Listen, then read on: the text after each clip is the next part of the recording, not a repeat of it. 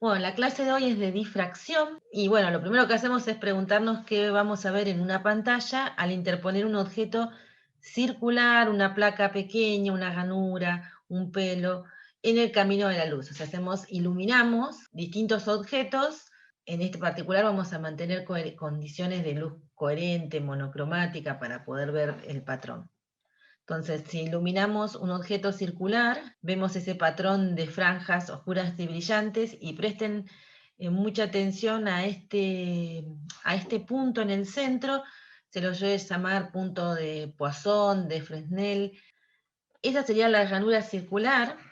Esto sería interponer un pelo o algo muy finito al camino, por ejemplo, un láser, y esto sería interponer una rendija muy finita al camino del láser. Y lo que ven en primera instancia es, primero, interpusimos objetos en el camino de la luz, de una fuente, de una onda electromagnética, y obtuvimos patrones en los que se van intercalando zonas donde la intensidad es cero con zonas donde la intensidad es máxima. Y encima hay como alguna especie de simetría entre tener un objeto circular y una ranura circular, o tener un pelo, al ser un alambrecito algo muy finito, y tener una ranura alargada. Ahora vamos a ver que esa es una ranura alargada. Bien, entonces podemos hacernos una serie de preguntas. ¿Por qué usamos luz coherente monocromática? ¿Por qué es una prueba del comportamiento ondulatorio de la luz? ¿Cómo se explica el punto brillante central para el objeto circular? Se llama punto de Arago o de Poisson. Y cómo explicamos los patrones que estamos observando ahora, en lo que básicamente o interpusimos una rendija o interpusimos un objeto.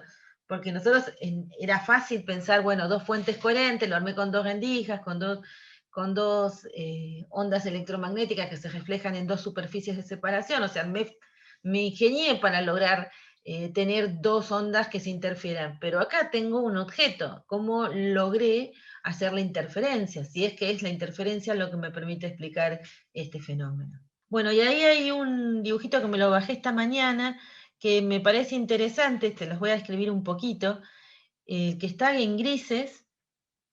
Lo gris brillante que está de este lado, del lado izquierdo, correspondería a una representación de los frentes de onda planos, o sea, tienen una fuente muy alejada, y a una pantalla que estaría entre donde se ven las franjas verticales blancas y donde se empiezan a ver las curvaturas. Hay una pantalla con una ranura que es justo en la parte central de esa pantalla, y los frentes de onda planos provenientes de una fuente muy alejada se chocan con esa pantalla y pasan a través de la ranura. Entonces lo que uno ve es, si está un poquito tenue, pero van a ver una región brillante central, y después, si lo ven tenuemente, se ven lugares donde hay una intensidad menos, donde las franjas casi no se notan. Esos puntos serían como negros, ceros de intensidad. O sea que acá tendría una franja brillante, un pedacito de franja oscura, un pedacito de franja brillante, lo mismo para el otro lado. O sea, si yo mirara esta pantalla, vería un patrón similar a estos que estoy viendo acá abajo. O si me lo imagino que esto es una ranura circular, vería un patrón similar a este sobre la pantalla. Entonces, esta parte brillante sería este centro brillante, esta parte oscurita correspondería a esto oscuro, esto brillante al siguiente anillo brillante, y así sucesivamente. Y bueno, y acá a la derecha lo que tenemos es una especie de bolita pequeñita a lo que está llegando un frente de onda plano.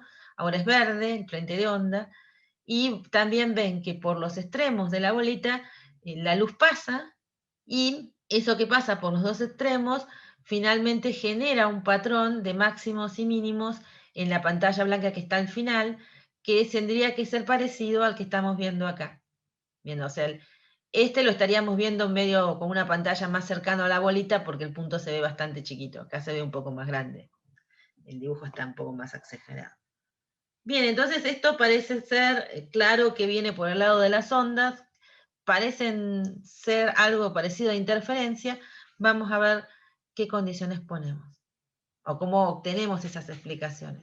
La primera explicación de esto se basa en una teoría que propuso Huygens, en 1687, o sea, él y Newton estuvieron en algún momento como contemporáneos, en donde dice que el frente de onda, un frente de onda se puede dividir en un número muy grande de fuentes puntuales que remiten las ondas, en este caso serían esféricas, acá son planas, que remiten las ondas que provienen del el frente de onda. O sea que si yo tomo esta línea de acá, está la más de más abajo, ese es el frente de onda, lo puedo pensar como un conjunto muy grande de fuentes, cada una en cada uno de los puntos de ese frente de onda que emiten ondas y que cuando yo tomo la tangente, la superficie tangente, acá estas onditas, a estas fuentecitas, que se llaman ondulaciones, voy obteniendo de vuelta el frente de onda, entonces lo veo propagar,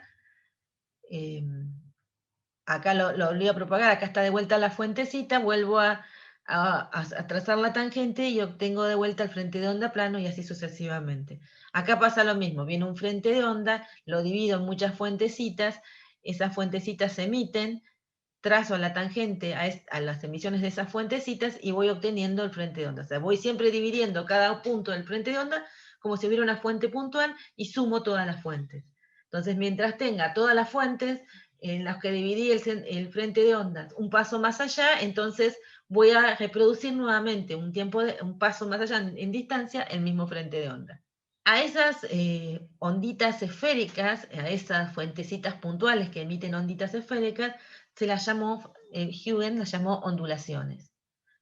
La lógica permite explicar, ahora vamos a poder explicar difracción con esa lógica, también se puede explicar la interferencia, pero el tema era que en la época de Huygens estaba también Newton, fueron contemporáneos por un intervalo de tiempo, y Newton creía en la teoría corpuscular de la luz. Entonces, tenía tanto prestigio Newton en aquella época y además había tanto problema entre Alemania e Inglaterra que entre el prestigio de Newton y las razones políticas nadie le dio bolilla a Huygens.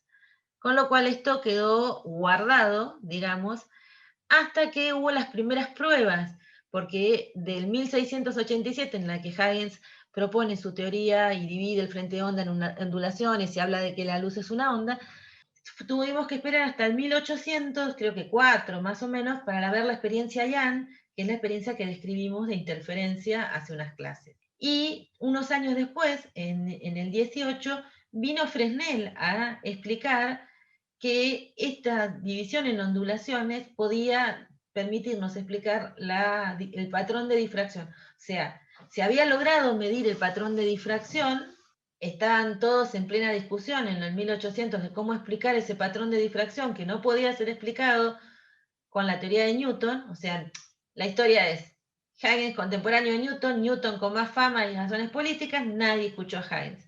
Pasaron más de 100 años, apareció la experiencia Young, que tenía que explicarse como interferencia, empezó a revivarse la idea de la luz como una onda, se hizo estas medidas de el patrón de difracción que no se podía explicar, esos patrones que les mostré no eran explicables, entonces vino Fresnel y retomó la teoría de Huygens para explicar el patrón de difracción. Cuestión es que estaba tan convencido Fresnel de que tenía la razón que se propuso para un premio de la Academia Francesa de Ciencias. Y ahí entraron en juego los jurados, que eran Poisson y Arago, y dijeron que esa teoría de Fresnel era tan pero tan loca que iba a predecir un centro, si poníamos un objeto en el camino de la luz circular, íbamos a encontrar un punto en el centro de ese patrón. ¿Y cómo vamos a decir? Si estábamos tapando la luz con ese objeto, ¿cómo iba a haber un punto luminoso en el centro? Cuestión es que Arago hizo la medida, que como proponía Fresnel, y comprobó la existencia del punto. Por eso se llama punto de Arago, porque él lo midió, punto de Fresnel, porque la teoría de Fresnel o sea, lo van a encontrar así, punto de Arago porque Arago lo midió, punto de Fresnel porque Fresnel lo propuso, o punto de Poisson para caernos de risa porque Poisson se equivocó, básicamente, le taparon la boca. Cuestión es que Fresnel se ganó el premio y la teoría ondulatoria comenzó a tener la relevancia que se merecía. Básicamente la idea de Huygens y después la que tomó Fresnel para explicar el punto brillante era que si estos frentes de onda, que nosotros la dividíamos en muchas ondulaciones, se encontraban con un obstáculo en el camino, como podrían ser rendijas. Acá abajo lo que tienen es una placa en la que hicieron distintos tamaños de rendijas. Parte de esas ondulaciones, de esas fuentes puntuales, son detenidos, o sea, no pueden atravesar la placa opaca, y en consecuencia no podemos reconstruir del otro lado de la rendija el frente de onda tal cual venía. Entonces, si nos llegaba un frente de onda plano de una fuente muy alejada, cuando atravesaba la rendija ya no podía ser tan plano porque estaba perdiendo parte de las ondulaciones. Dependiendo del tamaño de esas rendijas, si yo pierdo parte de las ondulaciones, si ustedes agarran acá y cortan estas de acá y estas de acá, van a ver que les va a quedar un frente de onda más curvado conforme vayan cortando y vayan perdiendo ondulaciones. O sea, cuando traten de trazar la tangente, si van acortando, van a ver que hay una parte en la que dice, bueno, acá no hay nada. Entonces el frente de onda se empieza a curvar. Nos falta el de este lado, por ejemplo, si yo pierdo esta, y bueno, cuando quiero seguir la tangente voy a tener que seguir esta liñita, entonces veo que la estaría curvando. Entonces, dependiendo de cuántas ondulaciones pierdo, o sea, qué tan grande sea la rendija, que me deje pasar más ondulaciones, va a depender lo que voy a observar de la otra parte, cómo se va a doblar, entre comillitas, el frente de onda. Entonces acá tienen 3 ejemplos de una grande, en donde la curvatura del frente de onda casi se desprecia porque es muy grande. Al lado tienen una en que es más apreciable, y al lado tienen una rendija pequeña en donde el frente de onda ya tomó una forma que podría ser, si es puntual, esférico, o cilíndrico si es una rendija rectangular. A el fenómeno que vamos a ver que que en una distancia, a una pantalla lejana, genera un patrón de máximos y mínimos, se lo denominó difracción. Y lo importante a saber es que para que observemos la difracción tenemos que tener tamaños de los objetos que interactúan con la luz. Para que podamos ver con claridad ese patrón, tienen que tener tamaños de los objetos que interactúan con la luz comparables con la longitud de onda. O sea, no pueden ser exageradamente más grandes, porque si no, no vamos a tener el efecto. Entonces, vamos a ir contestando las preguntas, incluyendo la demostración del punto de Poisson, la explicación que dio Fresnel. ¿Por qué usamos luz coherente monocromática? Como ven, ya estamos pensando en interferencia, ya pensamos decir, bueno, ahora no es la interferencia de 2 rendijas o de 2 fuentes puntuales coherentes, ahora es la interferencia de esas fuentes imaginarias que yo puse en el frente de onda para poder explicar cómo voy reproduciendo el frente de onda a pasos. O sea, todas esas fuentes reemiten la onda, y un paso más allá tengo el mismo frente de onda. Bueno, cuando pierdo parte de esas fuentes, de esas ondulaciones, pierdo parte del frente de onda y me cambia la forma. Pero estoy básicamente haciendo interferir ahora esas fuentes imaginarias, con lo cual estoy bajo las condiciones de interferencia, y esas fuentes tienen que emitir en principio ondas monocromáticas. ¿Por qué? Porque si no tenemos ondas monocromáticas, no se van a interferir las ondas.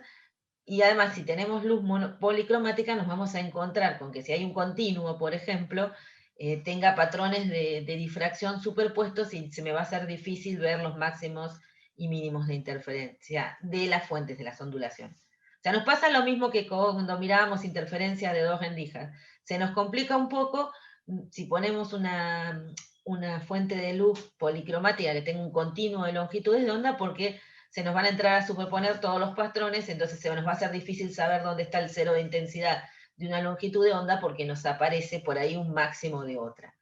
Entonces, monocromática, en principio, porque se interfieren ondas de igual frecuencia y porque necesito ver un patrón de difracción. Y coherente es la misma lógica que vimos el otro día, necesitamos ahora la fuente es consigo misma, pero necesitamos que mantenga la coherencia, que sea una fuente que mantiene la diferencia de fase un tiempo suficiente para poder observar el patrón como un patrón estable en el tiempo.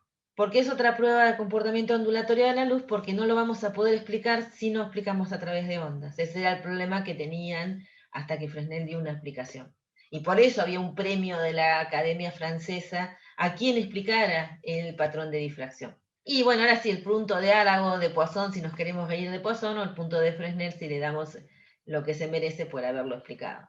Entonces, básicamente, lo que tenemos que pensar es que este es el objeto opaco, está iluminado, y acá estamos tratando de representar las 2 ondas que provienen de cada uno de los bordes, Y lo que suponemos es que en el centro, o sea, si trazamos una línea que vaya del centro del objeto circular perpendicularmente a la pantalla, en eso todas las ondas que provienen de los bornes del objeto circular van a llegar a ese centro con la misma fase, con lo cual se van a interferir constructivamente. Y eso lo que va a significar es que ahí va a haber un máximo de intensidad. Y eso era lo que no podía creer, como un objeto opaco iba a terminar generando luz justamente en un lugar donde debería haber sombra. Entonces, lo que nosotros vamos a trabajar en esta materia es solamente la difracción de Fraunhofer, que esa difracción es la que estuvimos medio describiendo hasta ahora, ¿no?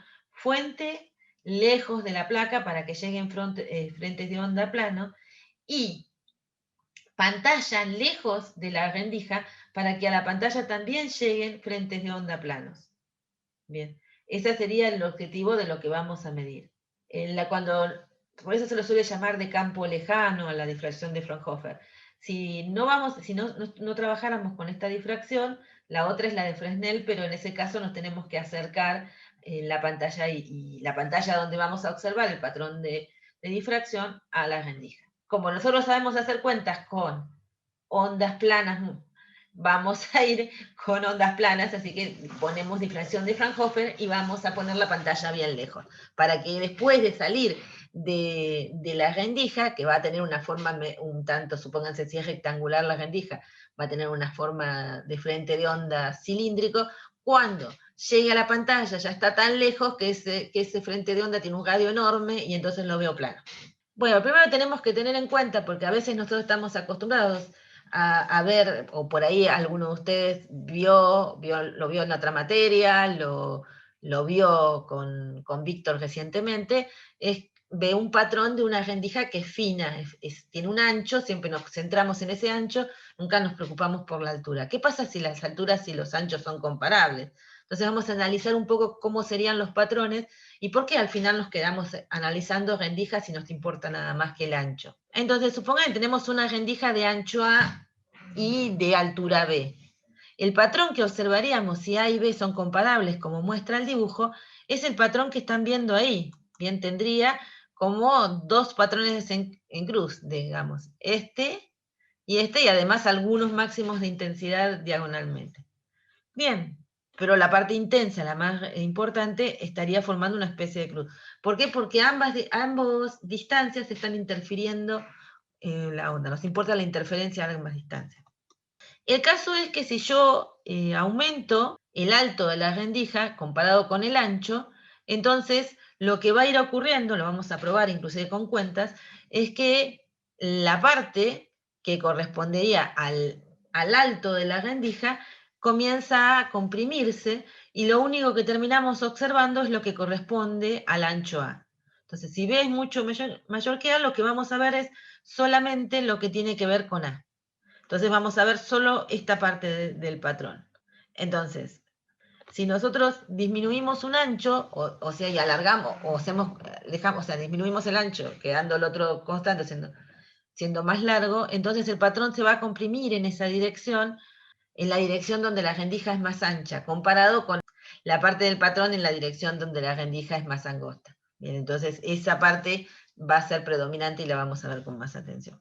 El principio de Babinet lo que nos dice es que los patrones de difracción e interferencia de obstáculos complementarios, por ejemplo una rendija y un cabello, son de la misma forma pero con distinta intensidad.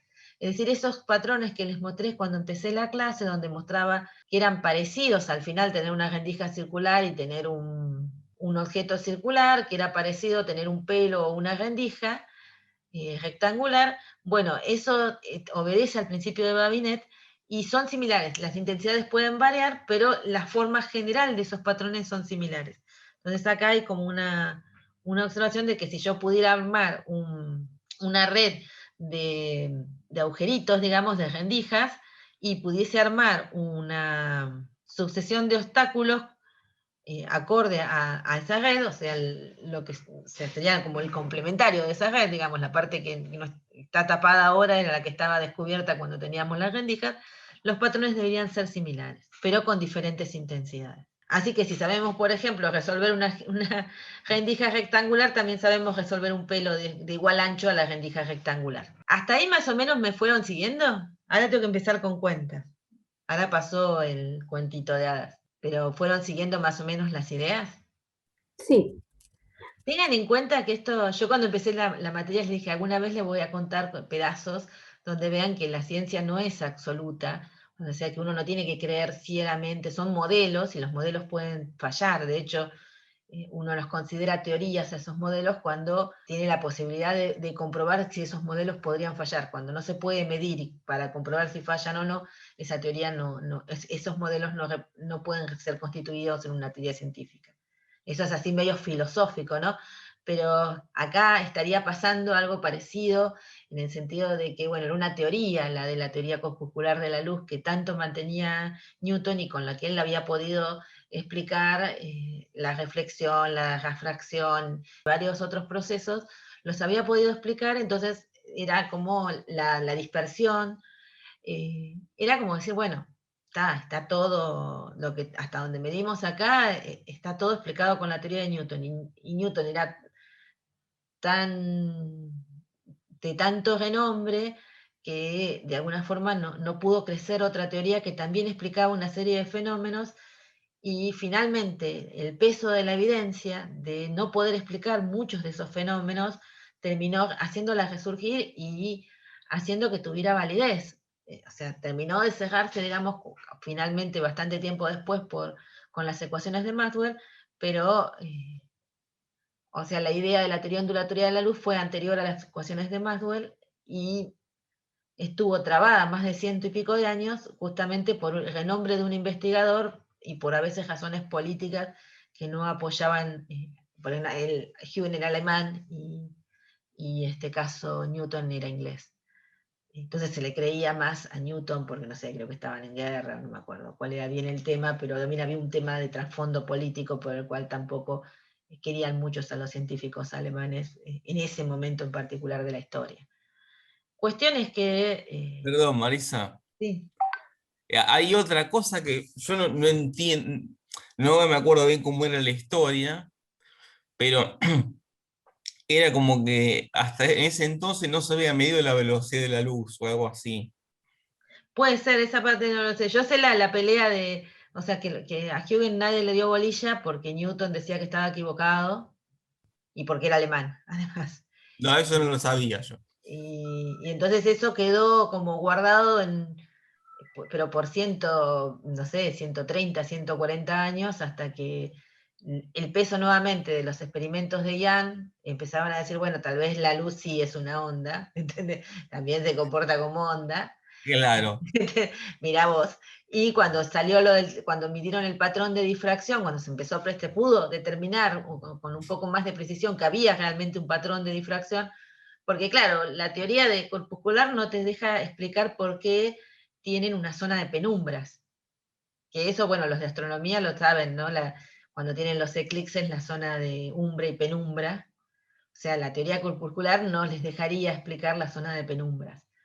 Pero bueno, era como que...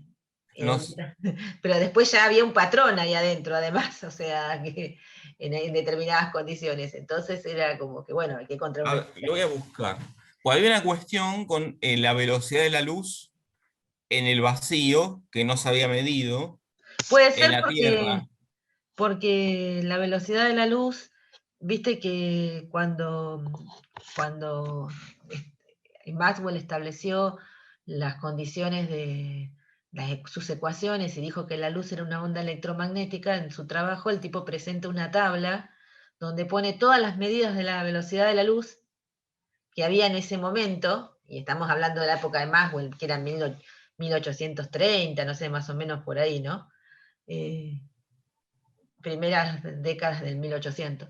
Y tenía además toda una tabla de estimaciones de mu0 y epsilon 0, y había sacado la cuenta para ver que dentro del error les daba siempre la velocidad de la luz, le daba dentro del error lo mismo que hacer la raíz cuadrada, 1 sobre la raíz cuadrada de epsilon 0 mu0.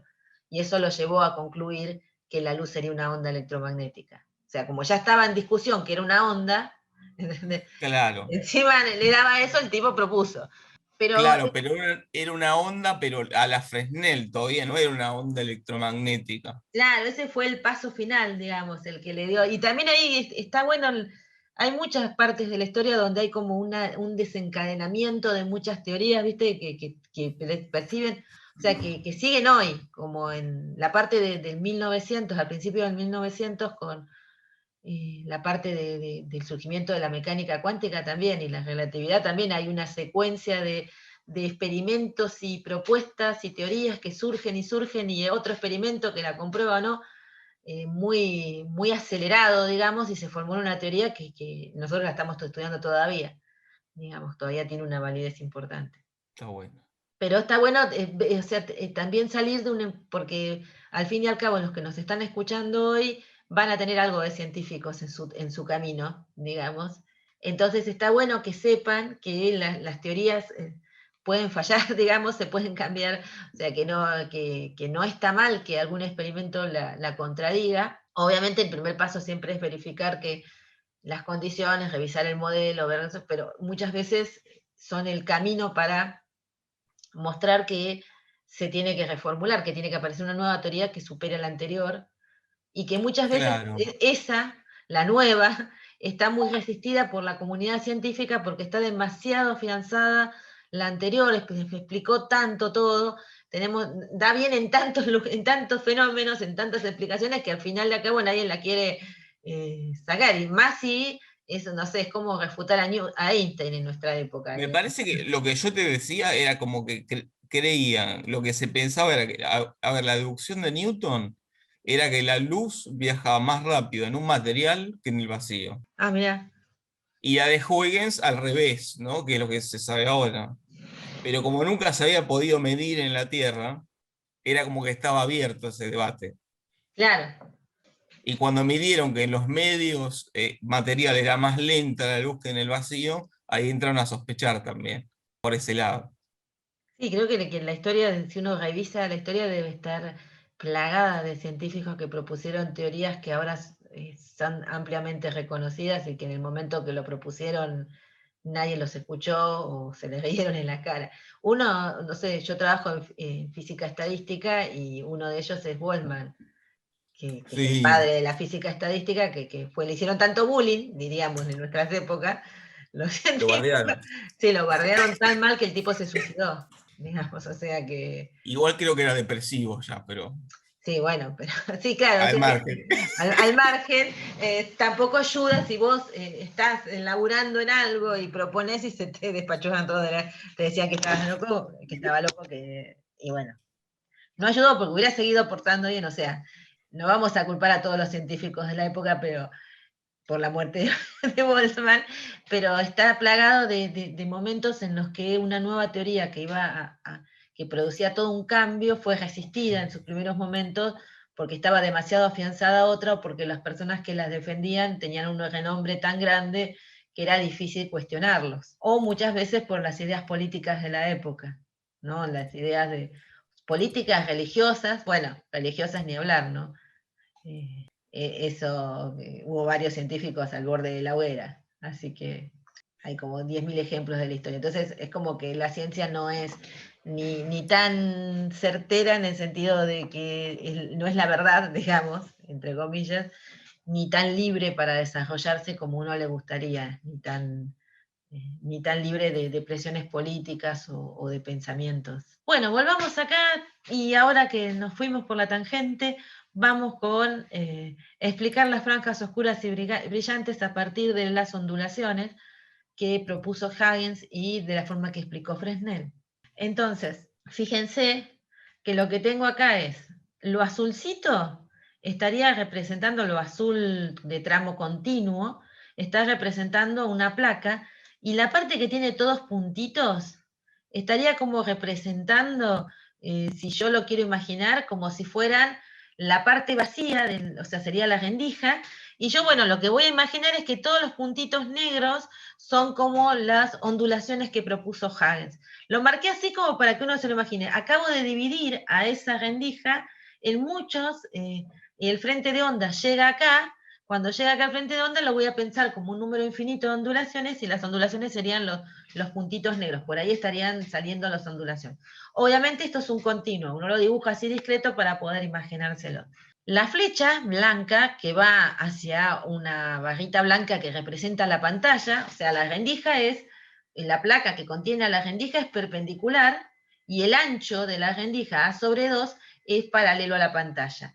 La placa en donde vamos a ver, o sea, la pantalla de la computadora, la pantalla en la que vamos a ver el patrón de difracción estaría representando una placa que también es perpendicular a la pantalla de la computadora y es blanco. Y la flecha esta blanca que marca la dirección del eje X va desde el centro de la rendija. Así que tengo A/2 para arriba y A/2 para abajo. Lo que vamos a suponer es que la parte que sería el alto de la rendija, que sería la parte perpendicular a la pantalla de la rendija, no me interesa porque es muy larga, entonces en esa dirección el patrón se va a comprimir y no voy a ver nada. Así que me quedé con una rendija larga y finita. El finito está en el ancho de la rendija está marcado acá. Entonces vamos a pensar en la interferencia de puentes puntuales como en un continuo, aunque yo acá más o menos lo marqué medio discreto para que se lo imaginen. Y marqué la dirección en la que se mide el ancho de la rendija y por lo tanto en la que yo voy a medir el patrón de interferencia como la dirección Y. Bien, sería la dirección perpendicular al eje X paralela a la pantalla de la compu. Así que el centro de la rendija está en Y igual 0.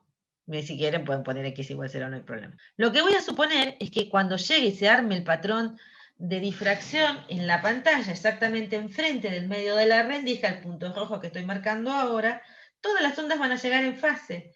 Entonces, si todas llegan juntas, porque llegan en fase, lo que voy a suponer es que en ese momento, en ese lugar, tengo el máximo campo, que es la suma de los campos de todas las ondas.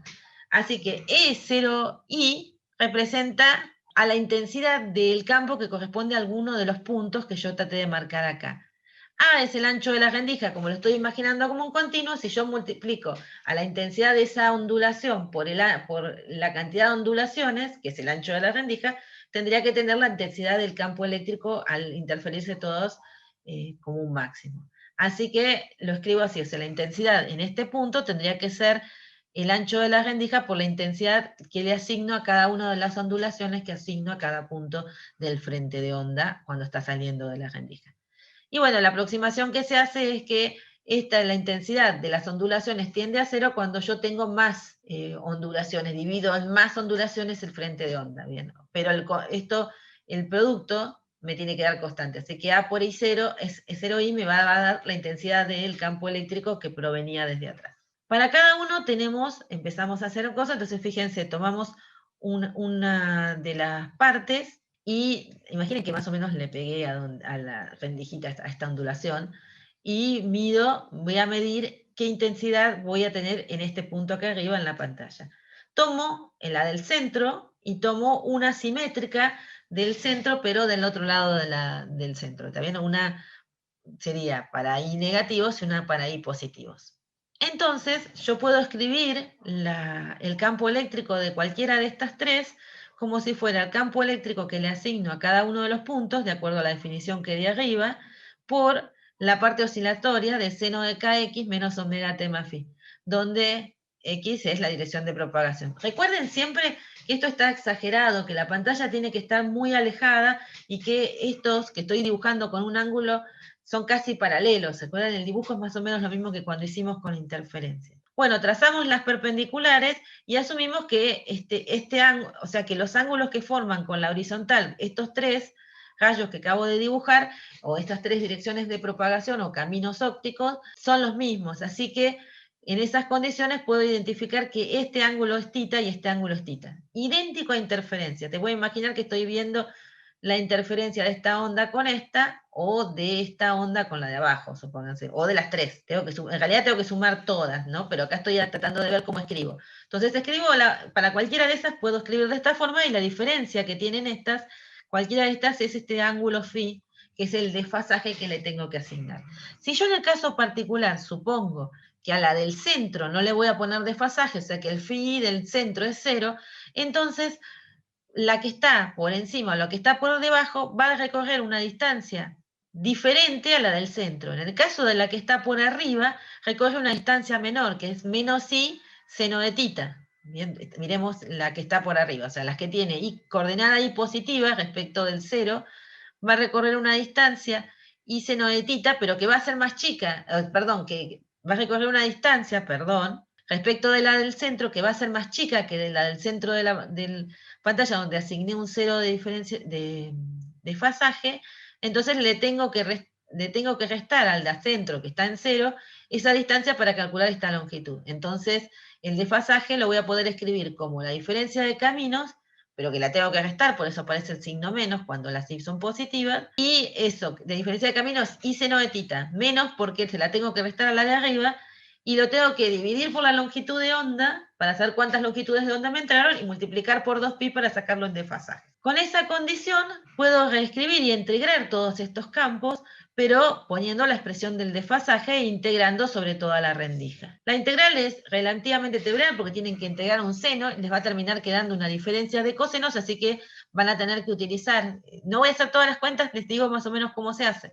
La integral se puede resolver esta integral, utilizar esta identidad trigonométrica, porque la integral del seno les va a dar al menos el coseno, o sea que después la diferencia de cosenos que tienen que ver con los dos límites de integración, es decir, el límite hacia abajo, que implica sumar todas las fuentecitas puntuales que me imagino desde el 0 hasta menos a sobre 2, y el límite superior, que es todas desde el 0 hasta a sobre 2. Entonces resuelvo la integral, lo evalúo, me va a quedar una diferencia de cosenos, uso una identidad trigonométrica y la expresión final que obtengo para el campo tiene esta forma. Aparece el E0, que era la suma de todos los campos, y me aparece este pi a seno de tita sobre lambda, donde está apareciendo la longitud de onda, el ángulo que se forma, porque recuerden que este ángulo de acá también es el ángulo que forman cualquiera de estas con la vertical, o sea que puede ser este de acá si quieren. No lo tenemos dibujado, no sé. Pero ¿se acuerdan de eso? Esto es lo mismo que de interferencia. Era más lindo cuando contábamos anécdotas históricas, ¿no? De cómo Fresnel se ganó un premio que querían probar que estaba loco y no salió. Bueno, si asumimos eso de la pantalla lejana, obviamente este ángulo también es tita y esto lo habíamos visto el otro día que este era tita, bajo esa asunción que queríamos nosotros, ¿no? Y este también.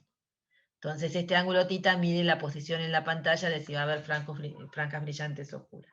Entonces todo nos queda en función de la posición en la pantalla a través de ese ángulo tita, del ancho de la rendija, o sea, el parámetro de la rendija, y la longitud de onda de la onda incidente. ¿Cuál es la amplitud ahí? En esa expresión, así fea como se ve, ¿cómo identificarían la amplitud? O más fácil, identifiquemos... Todo menos el seno de kx menos lt. Claro, perfecto. Todo menos la parte oscilatoria, está bien, que es la que varía con la coordenada y el tiempo. Así que la amplitud es esa. Entonces ya tengo la amplitud fea, ¿no? Uno se asusta mirando la expresión, pero esa es la amplitud.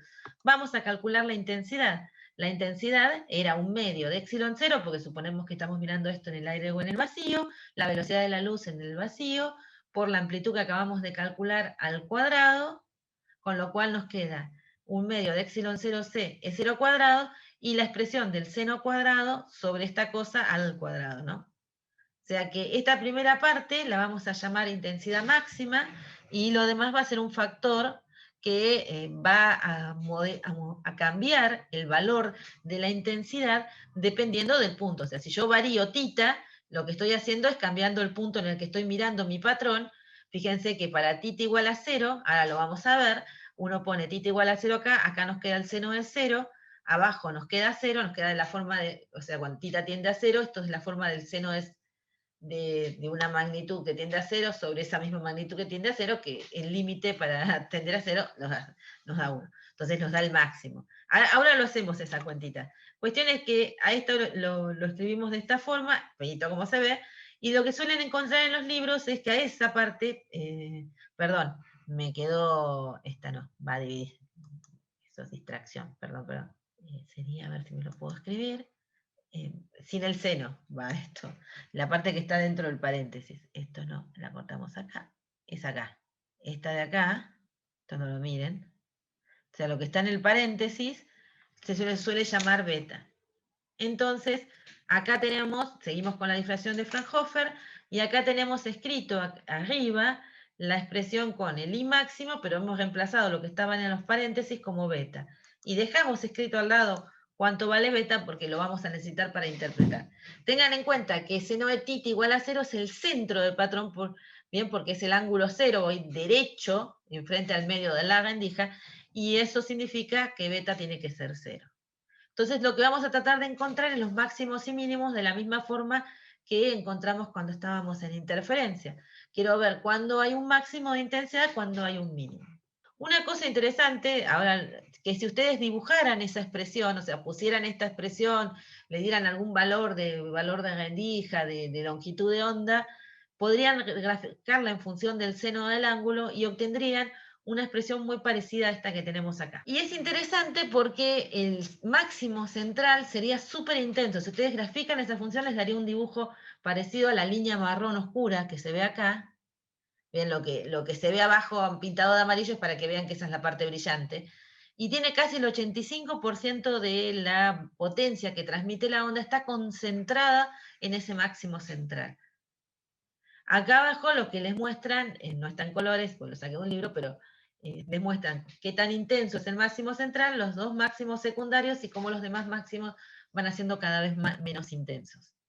Bueno, entonces vamos a ver dónde están, esto que está dibujado acá, a ver si es cierto, si ahí aparecen los máximos y mínimos.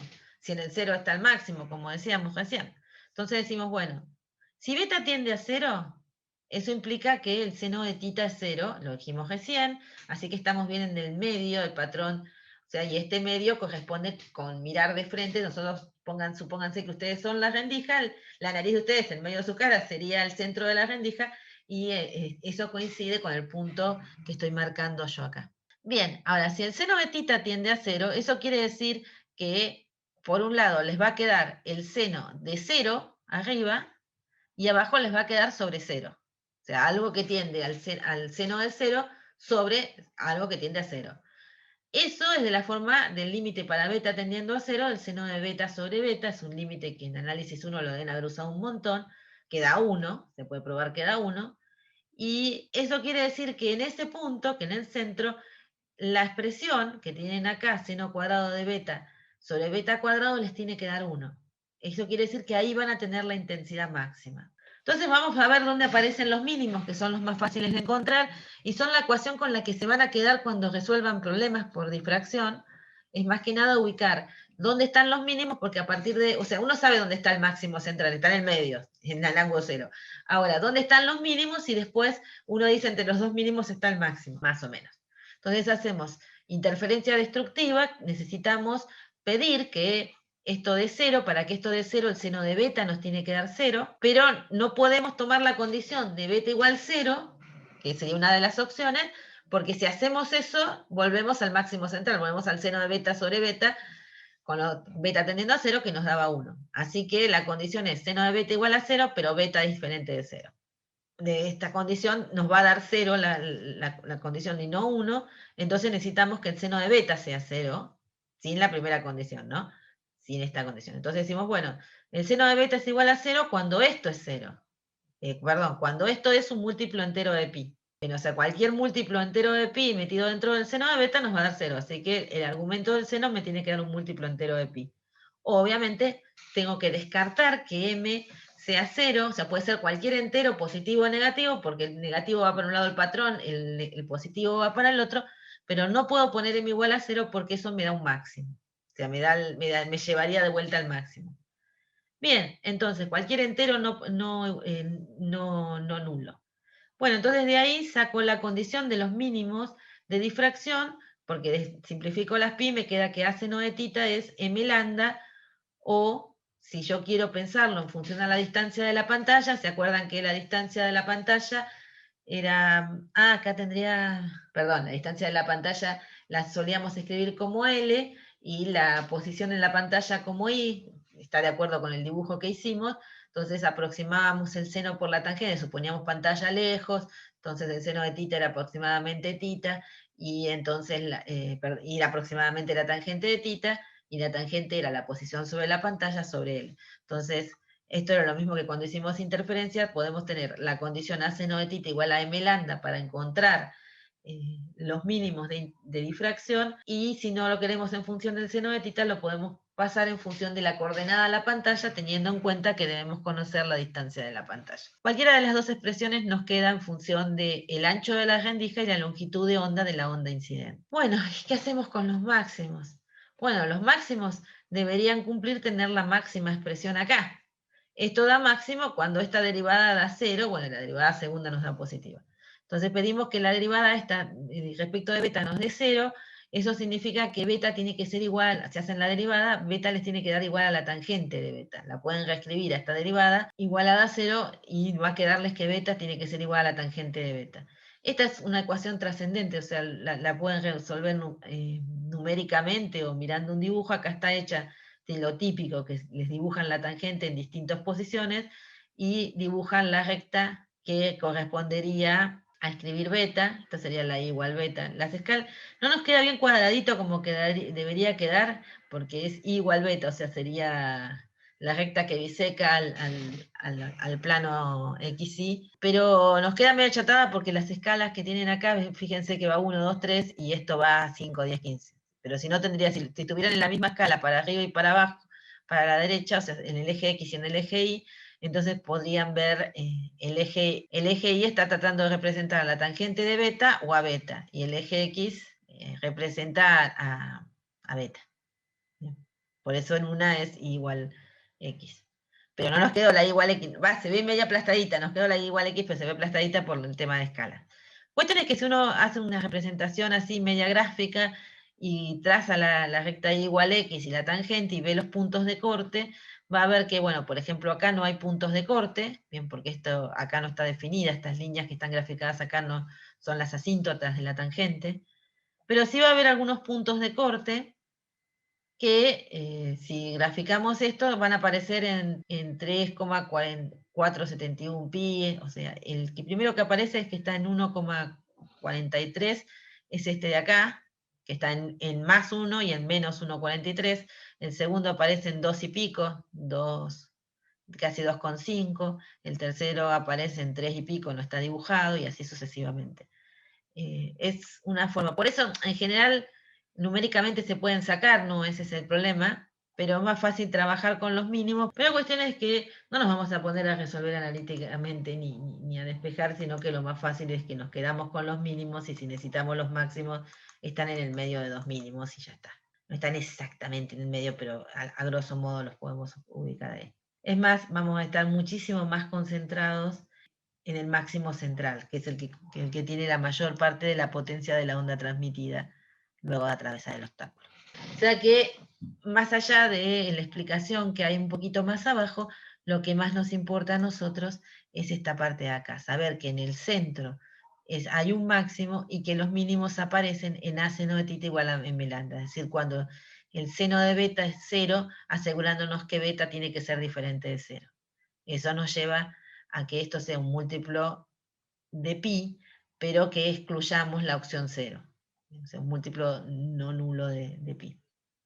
Y ahí nos llega la expresión. Y la otra es una forma de escribirlo en función de la distancia y la posición en la pantalla. Son otras formas. A ver si esto ayuda. Muy compleja la cuenta. El silencio es unánime.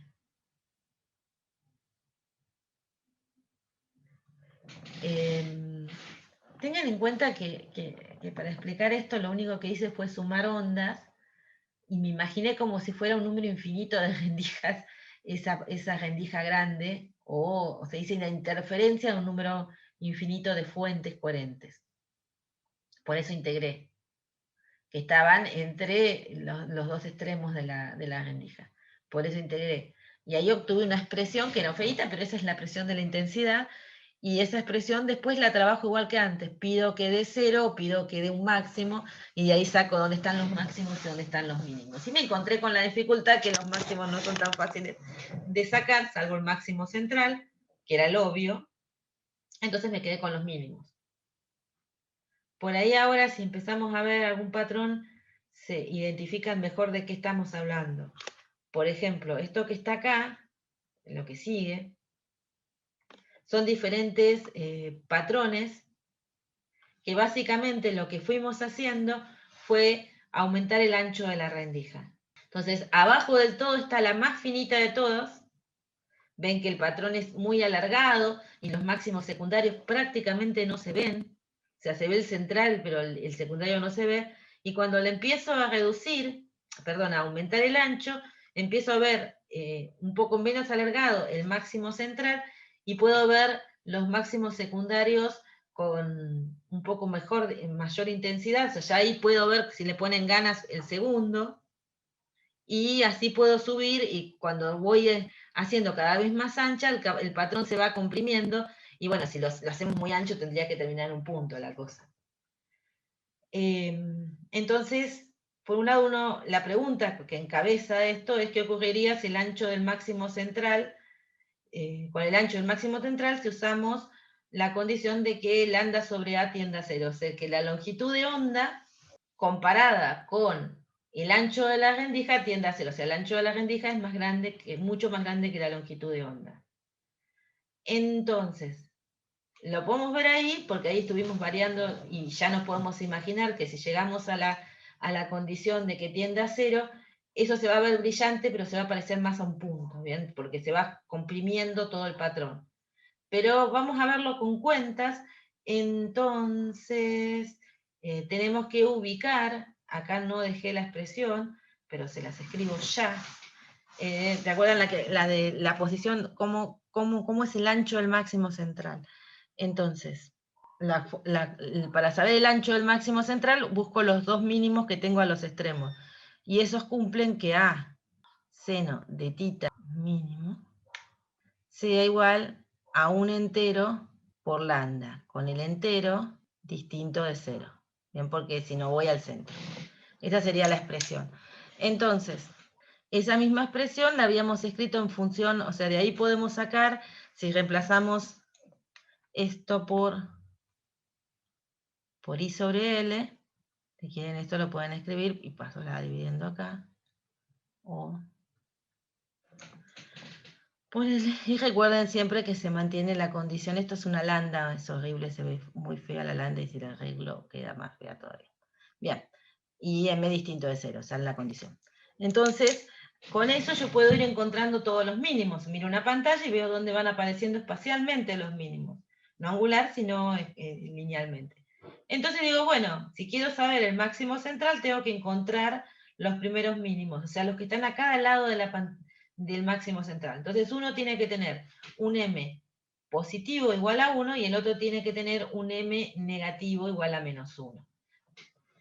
Esto, si lo ven acá, fíjense, acá está la expresión, acá la tienen escrito en función del seno de tita, por eso se ve la expresión del seno de tita. Entonces el seno de tita es m lambda sobre a para los mínimos sin contar el m igual a 0. Cualquier m menos el m igual a 0. Entonces, si yo cuento m igual a 1, aparece en lambda sobre a, tenemos que mirar esta de acá, ¿no? Hay que despejar de acá, porque está escrita en función del seno de tita. Entonces aparece en lambda sobre a, esto aparece en 2 lambda sobre a, porque pongo m igual a 2, m igual a 3, y así sucesivamente. Cuando vengo para el otro lado, como puedo tomar enteros negativos, obtengo la otra mitad del patrón, entonces va el menos 1, menos 2, menos 3, de reemplazar en esta expresión.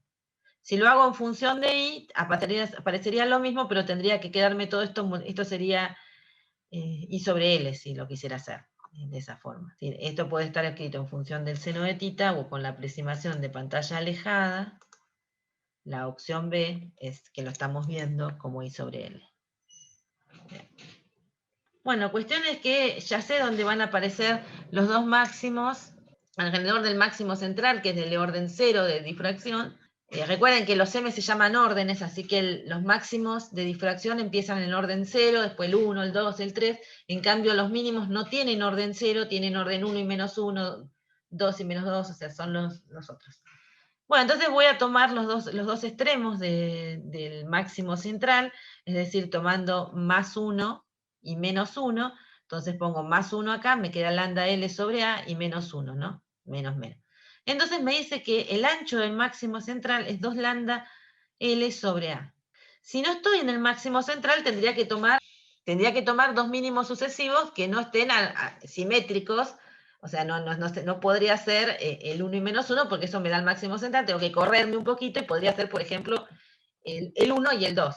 Entonces, en forma general, digo, bueno, me ubico en el mínimo de orden m, entonces, y el siguiente que está en m más 1, entonces hago m más 1 menos m, y eso me da el ancho de los máximos que siguen. Entonces, lo que me está diciendo esta expresión es que el ancho del máximo central es 2 veces el ancho de los mínimos que siguen. Y además, esos mínimos, además de ser, 2 veces el ancho de los máximos que siguen. Además de esos máximos secundarios, además de tener la mitad del ancho, son mucho menos intensos. Entonces, más fácil uno ve la parte oscura. Para el máximo central nos quedamos con esa expresión. Entonces, si lambda, si la longitud de onda es mucho menor que A, lo que nos dice es que el máximo central va a ir a tener un ancho igual a 0. Lo mismo va a pasar con todos los demás van a pasar a tener un ancho menor a 0. O sea, los mínimos se juntan, los máximos se comprimen. Estamos perdiendo la difracción. Y en base a esto podemos explicar por qué no observábamos el patrón de difracción en la dirección vertical de la rendija, es decir, en la parte en la que la rendija era más ancha, porque básicamente estábamos haciendo eso, era tan ancha la rendija en esa dirección que todo lo que tenía que ver con la difracción en esa dirección se había comprimido mucho y terminábamos sin verlo en comparación con ver lo que pasaba en la rendija más angosta. Paro acá, díganme si entendieron algo, o que no están entendiendo algo que me ayude a saber cómo los ayudo. Sí, sí, se entiende, profe. Ah, bueno, buenísimo.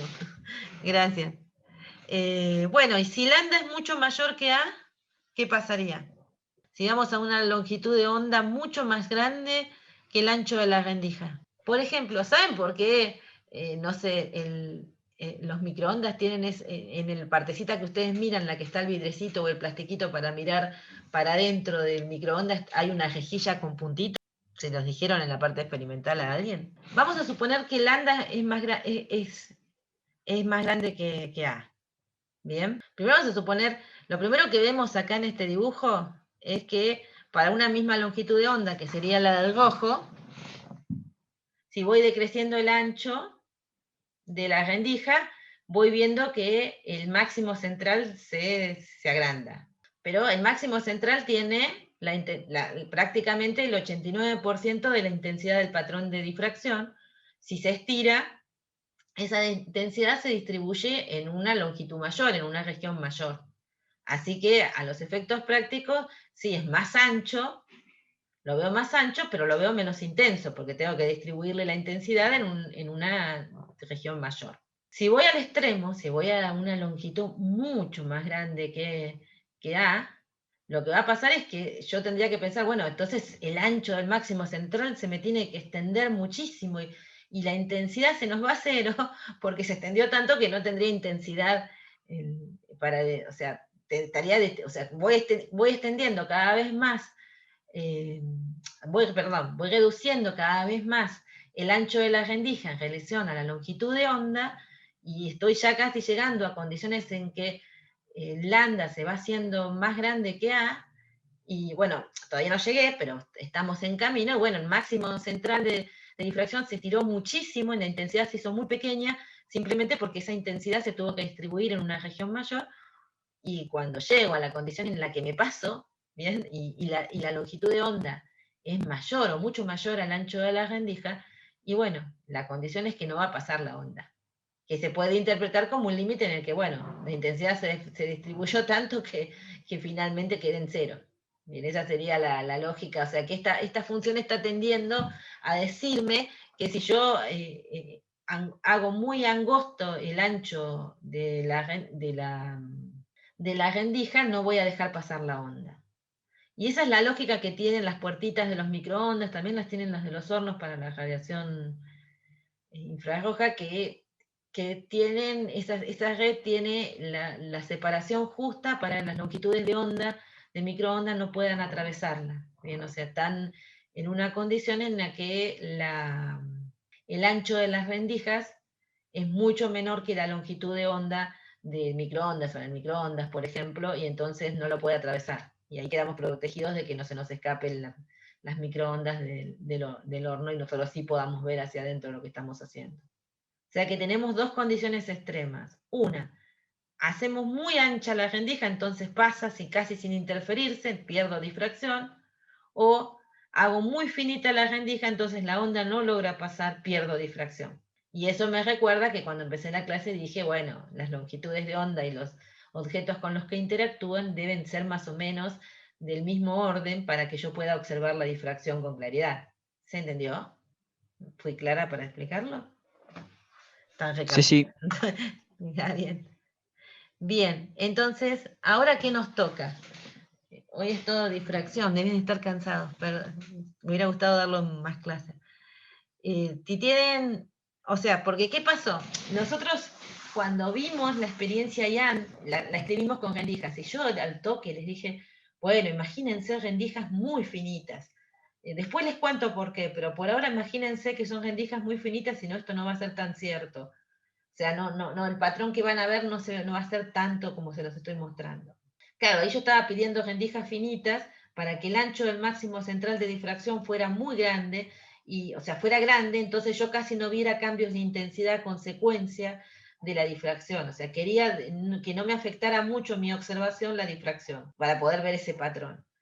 Ahora ya sé que lo hacía por eso, pero en ese momento, como al final esto, como quién nació primero, el huevo o la gallina, ¿quién estaba primero, huevo o gallina? Bueno, este es el mismo problema, ¿no? ¿Cómo explico difracción sin haber explicado interferencia y cómo explico interferencia sin, o sea, es como que tenía que explicarlo con rendijas para explicar cómo lo había logrado, considerando esto de que necesito una fuente coherente y la tenía que construir con una misma fuente, entonces metí rendijas y bueno, ahí se complicó.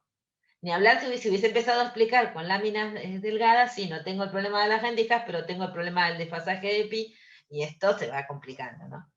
Entonces, bueno, empezamos con rendijas, con esa salvedad, con rendijas muy finitas para que el ancho del máximo central me afectara poco, y no viera tanto los mínimos a los costados, viera más la interferencia que la difracción. Bien, pero si estamos en condiciones de dos rendijas, verdaderas, con un ancho para que la difracción también se vea con claridad, y bueno, entonces ahí no es que puedo sumar, como hice la otra vez, E0 seno de kx menos omega t más los desfasajes, porque le tengo que poner esa modificación de la amplitud consecuencia de que tengo rendijas. Entonces, la primera expresión que tienen escrita acá, fíjense que tengo el E0, el seno de kx menos omega t, decidí ponerle a una de las rendijas desfasaje 0, así que la otra tiene un desfasaje phi. O sea, tomé una como referencia y la otra tendrá el desfasaje que le corresponda, pero la amplitud la multipliqué para esas ondas por la parte que está afectada por el producto de que son rendijas y hay difracción. Entonces tengo E0 seno de beta sobre beta. Estoy agarrando las expresiones que acabé de obtener y le agregué eso a la cuenta que ya hice. Pero yo, bueno, yo ya sé, tengo que sumarlas las dos, así que E0 seno de beta sobre beta, como iluminé con la misma fuente, las rendijas son parecidas, son idénticas, lo saco del factor porque si es la misma fuente, tienen la misma intensidad las dos rendijas, y si las hice idénticas, el seno de beta, o sea, beta, y dependía de la longitud de onda de la luz y del ancho de las rendijas, me queda el mismo. Así que saco esos dos, son iguales para las dos rendijas, y me queda sumar la parte de los senos, que aquí, fíjense, tengo que sumar la parte de los senos, y ya escribí acá, porque ya lo sé de las clases anteriores, el desfasaje. Si una rendija le pongo desfasaje 0, la otra rendija tiene una diferencia de camino que la habíamos construido la otra vez, que era d seno de tita, que para pasarla a desfasaje la multiplicó por 2pi y la dividió la longitud de onda de la luz incidente. O sea que ahí reemplacé la expresión del desfasaje. Bueno, cuestión es que tengo que sumar ese seno con la identidad trigonométrica idéntico que como lo hizo cuando hice las cuentas hace unas clases, o sea que hago el seno de la suma y me quedaría el seno, creo que es el coseno, el seno de la suma y el coseno de la diferencia, ¿no? Porque ahí si hago el coseno de la diferencia me queda sobre 2, ¿no? De los argumentos sobre 2.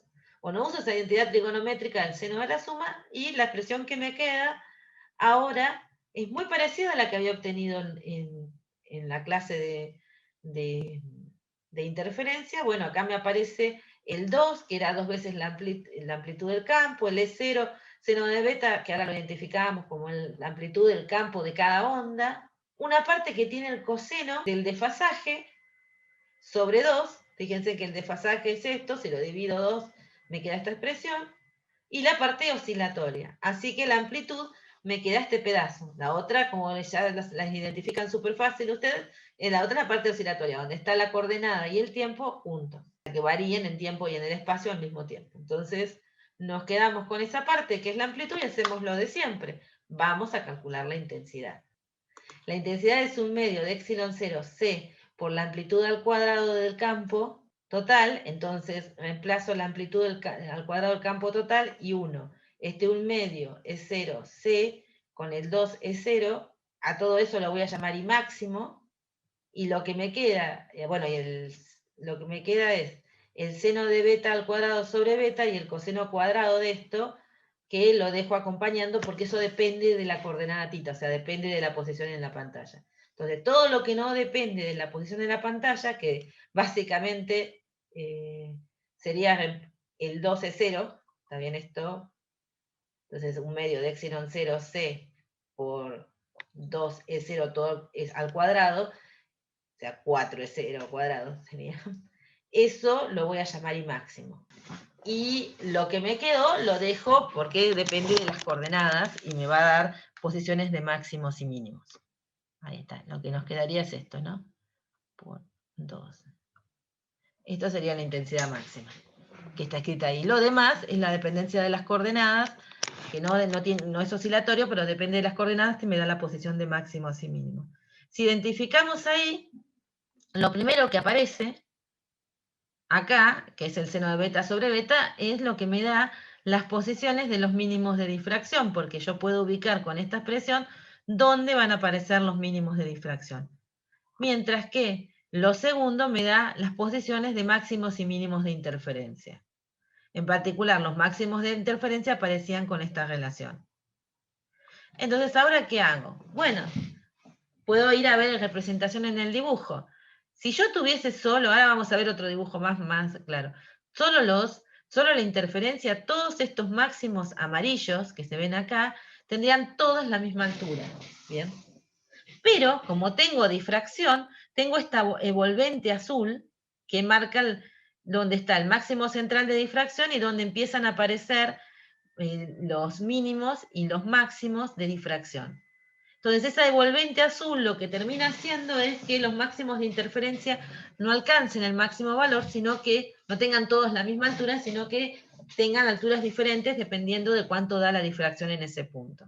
Y visto de otra forma, visto los grados de difracción, y la envolvente de difracción es alterada por la interferencia, entonces el máximo central de difracción y todos los demás máximos tienen franjas que corresponden a los máximos y mínimos de interferencia.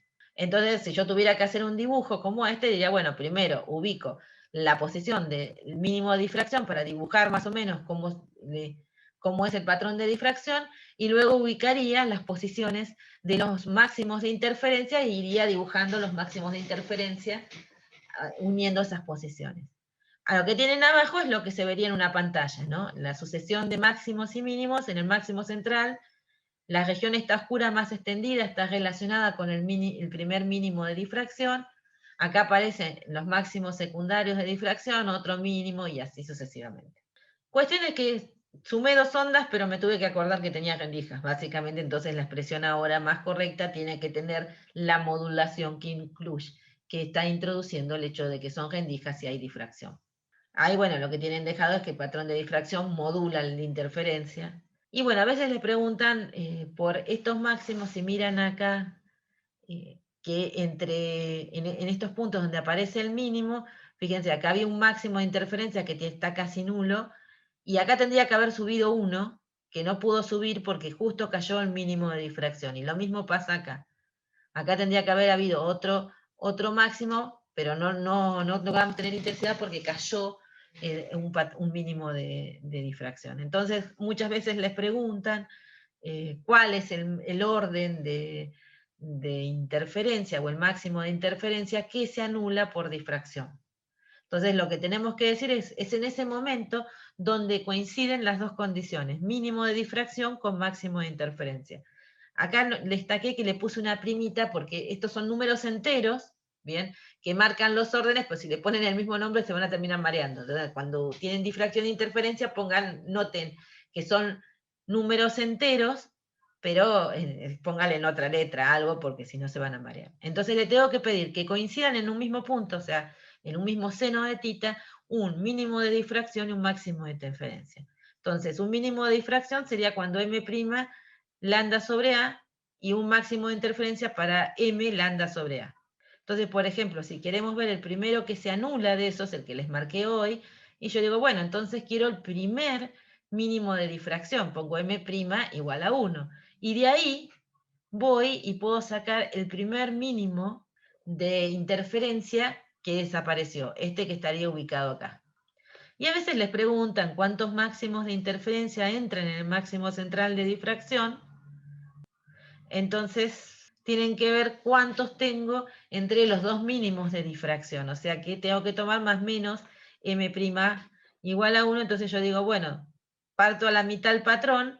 Si se me anula, por ejemplo, el m' igual 1, eso me lleva a la condición de que el máximo de interferencia que hubiera querido subir la intensidad, pero no lo hizo porque difracción lo cortó, le pasó el arado, como diría un amigo, en ese corresponde a D sobre A. Entonces yo digo, bueno, ¿cuántos tengo?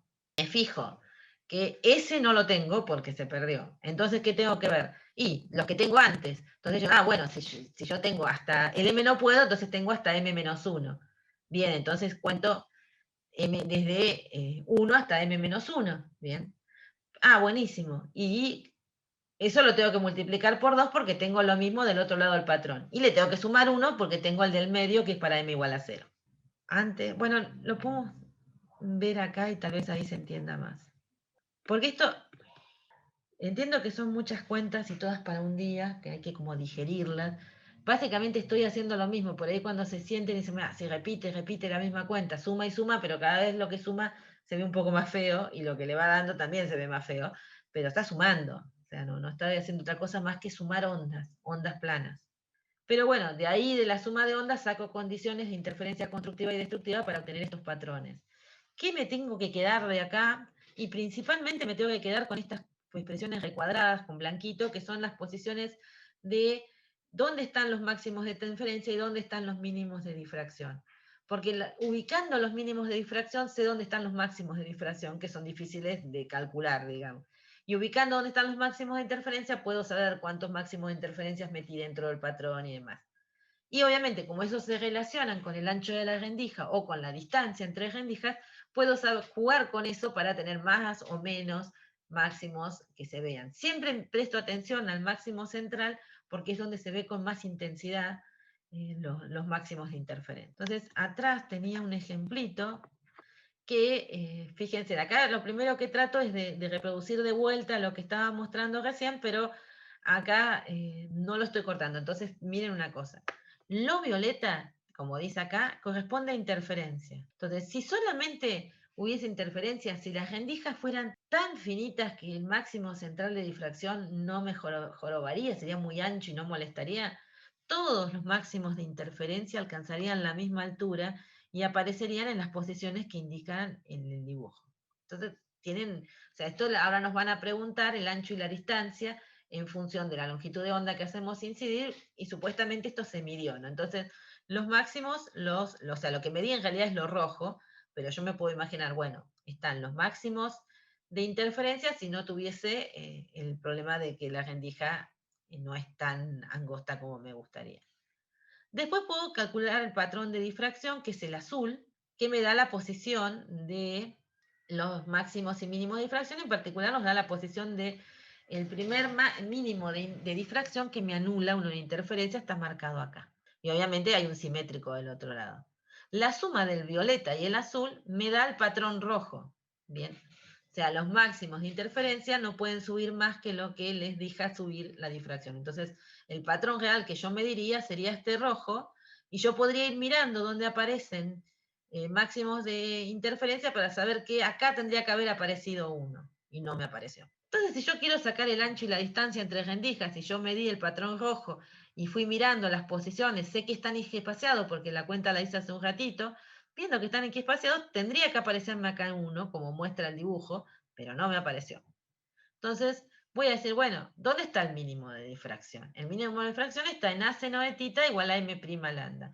¿Cuánto vale M' lambda? Y el que tengo acá dibujado es el primero, el 1, y tita vale 30 grados. Voy por el máximo de interferencia. ¿Dónde aparecen los máximos de interferencia? En D seno de tita igual a M lambda.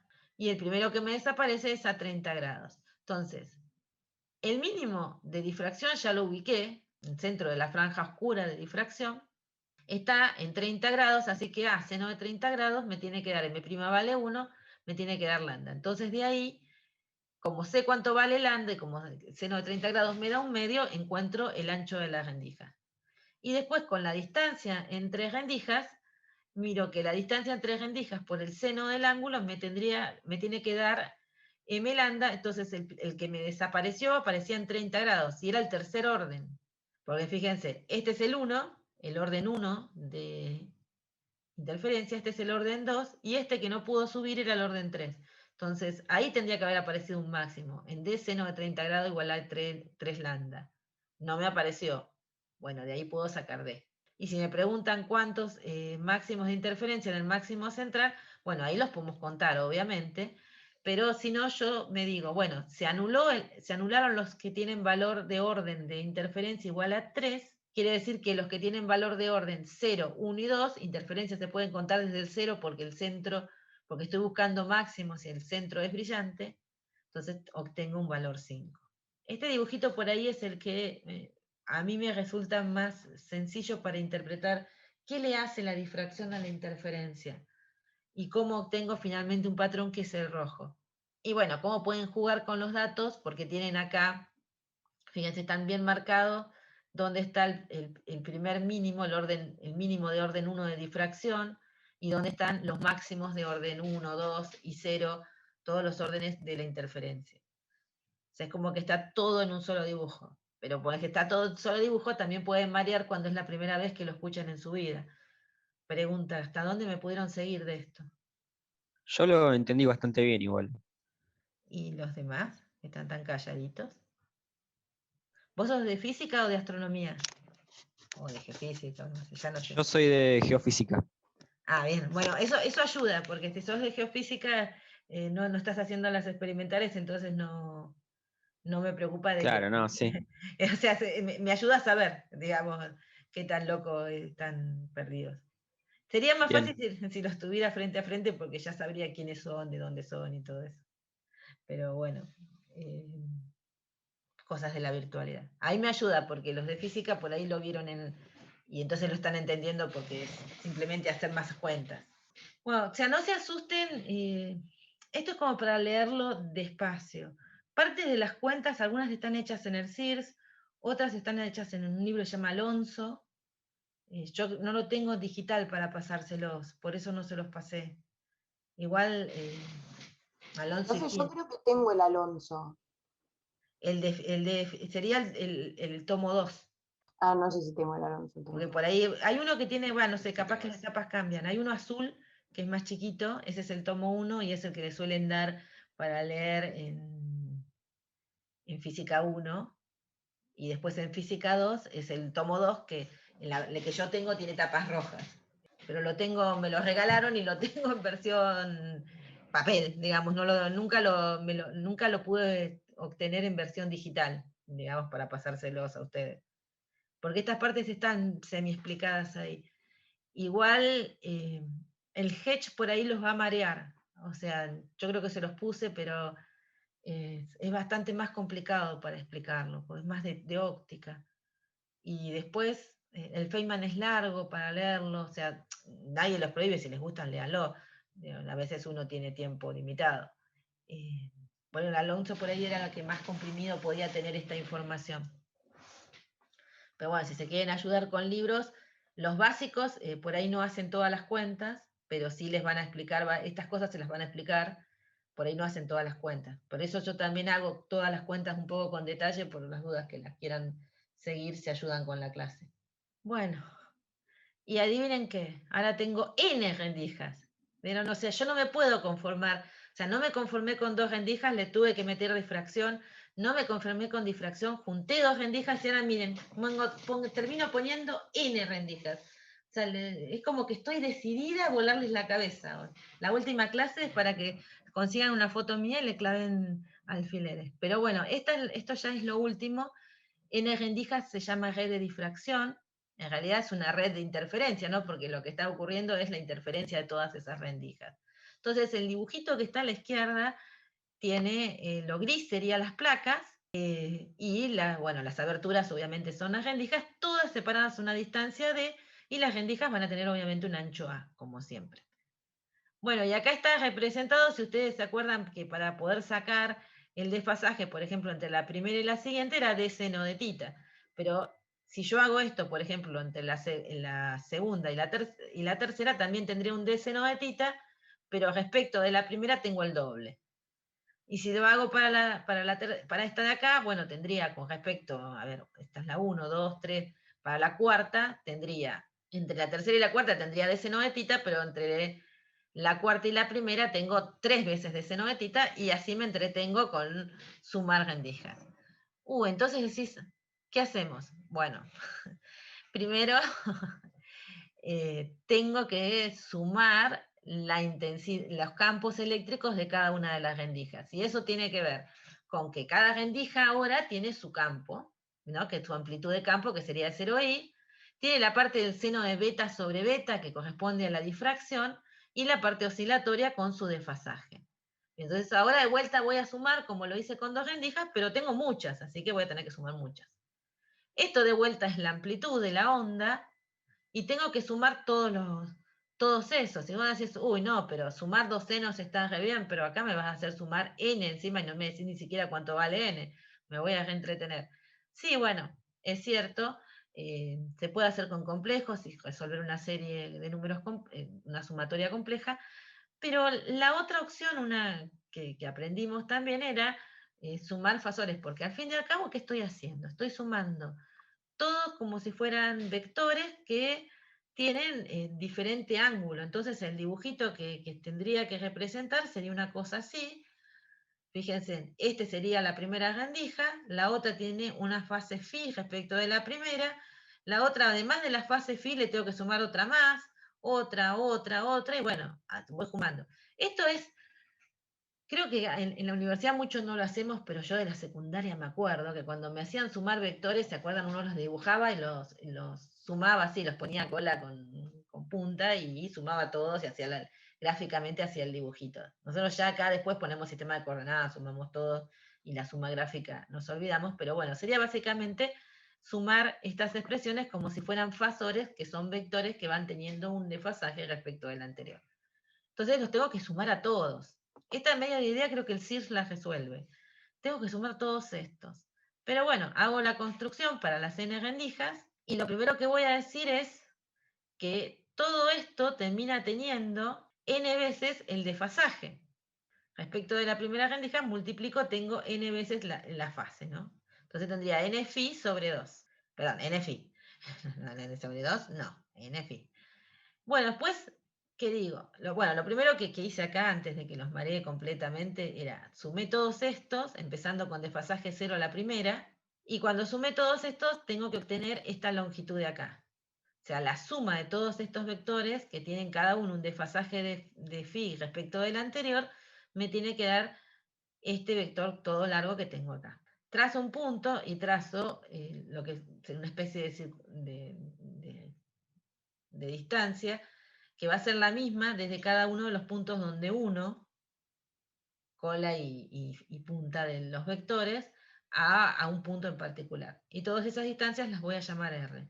El ángulo total que voy a formar es n phi, así que si yo esto lo trazo a la mitad, me quedaría n phi sobre 2 para un lado y n phi sobre 2 para el otro. Bien, entonces el objetivo es encontrar la longitud de esta flecha negra, porque eso es lo que me va a dar la suma de esta parte, teniendo en cuenta que están desfasados, que no se suman uno a lo largo del otro. Bien, entonces estoy sumando tipo como sumé fasores, quiero hacer eso, Y bueno, entonces ahora que hice esta construcción media fea, puse todos los vectores, dije que la suma de todos me tiene que dar la flecha negra, después marqué una distancia R de cada una de estas uniones, tiene que ser la misma para encontrar este punto. Me di cuenta que toda esta longitud es NFi, así que respecto a lo que marca el centro es NFi sobre 2. Bien, toda esta construcción ¿para qué? Para poder escribir una relación entre el campo total, que lo voy a llamar E0, y el campo de cada uno de los ondas que provienen de cada una de las rendijas.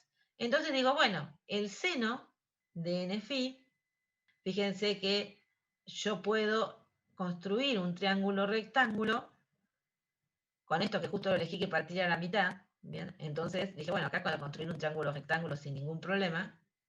Y digo, bueno, el seno de NFi sobre 2, supónganse que agarré este, va a ser esta longitud, que es la mitad de 0, que es el opuesto, sobre la hipotenusa, que es R.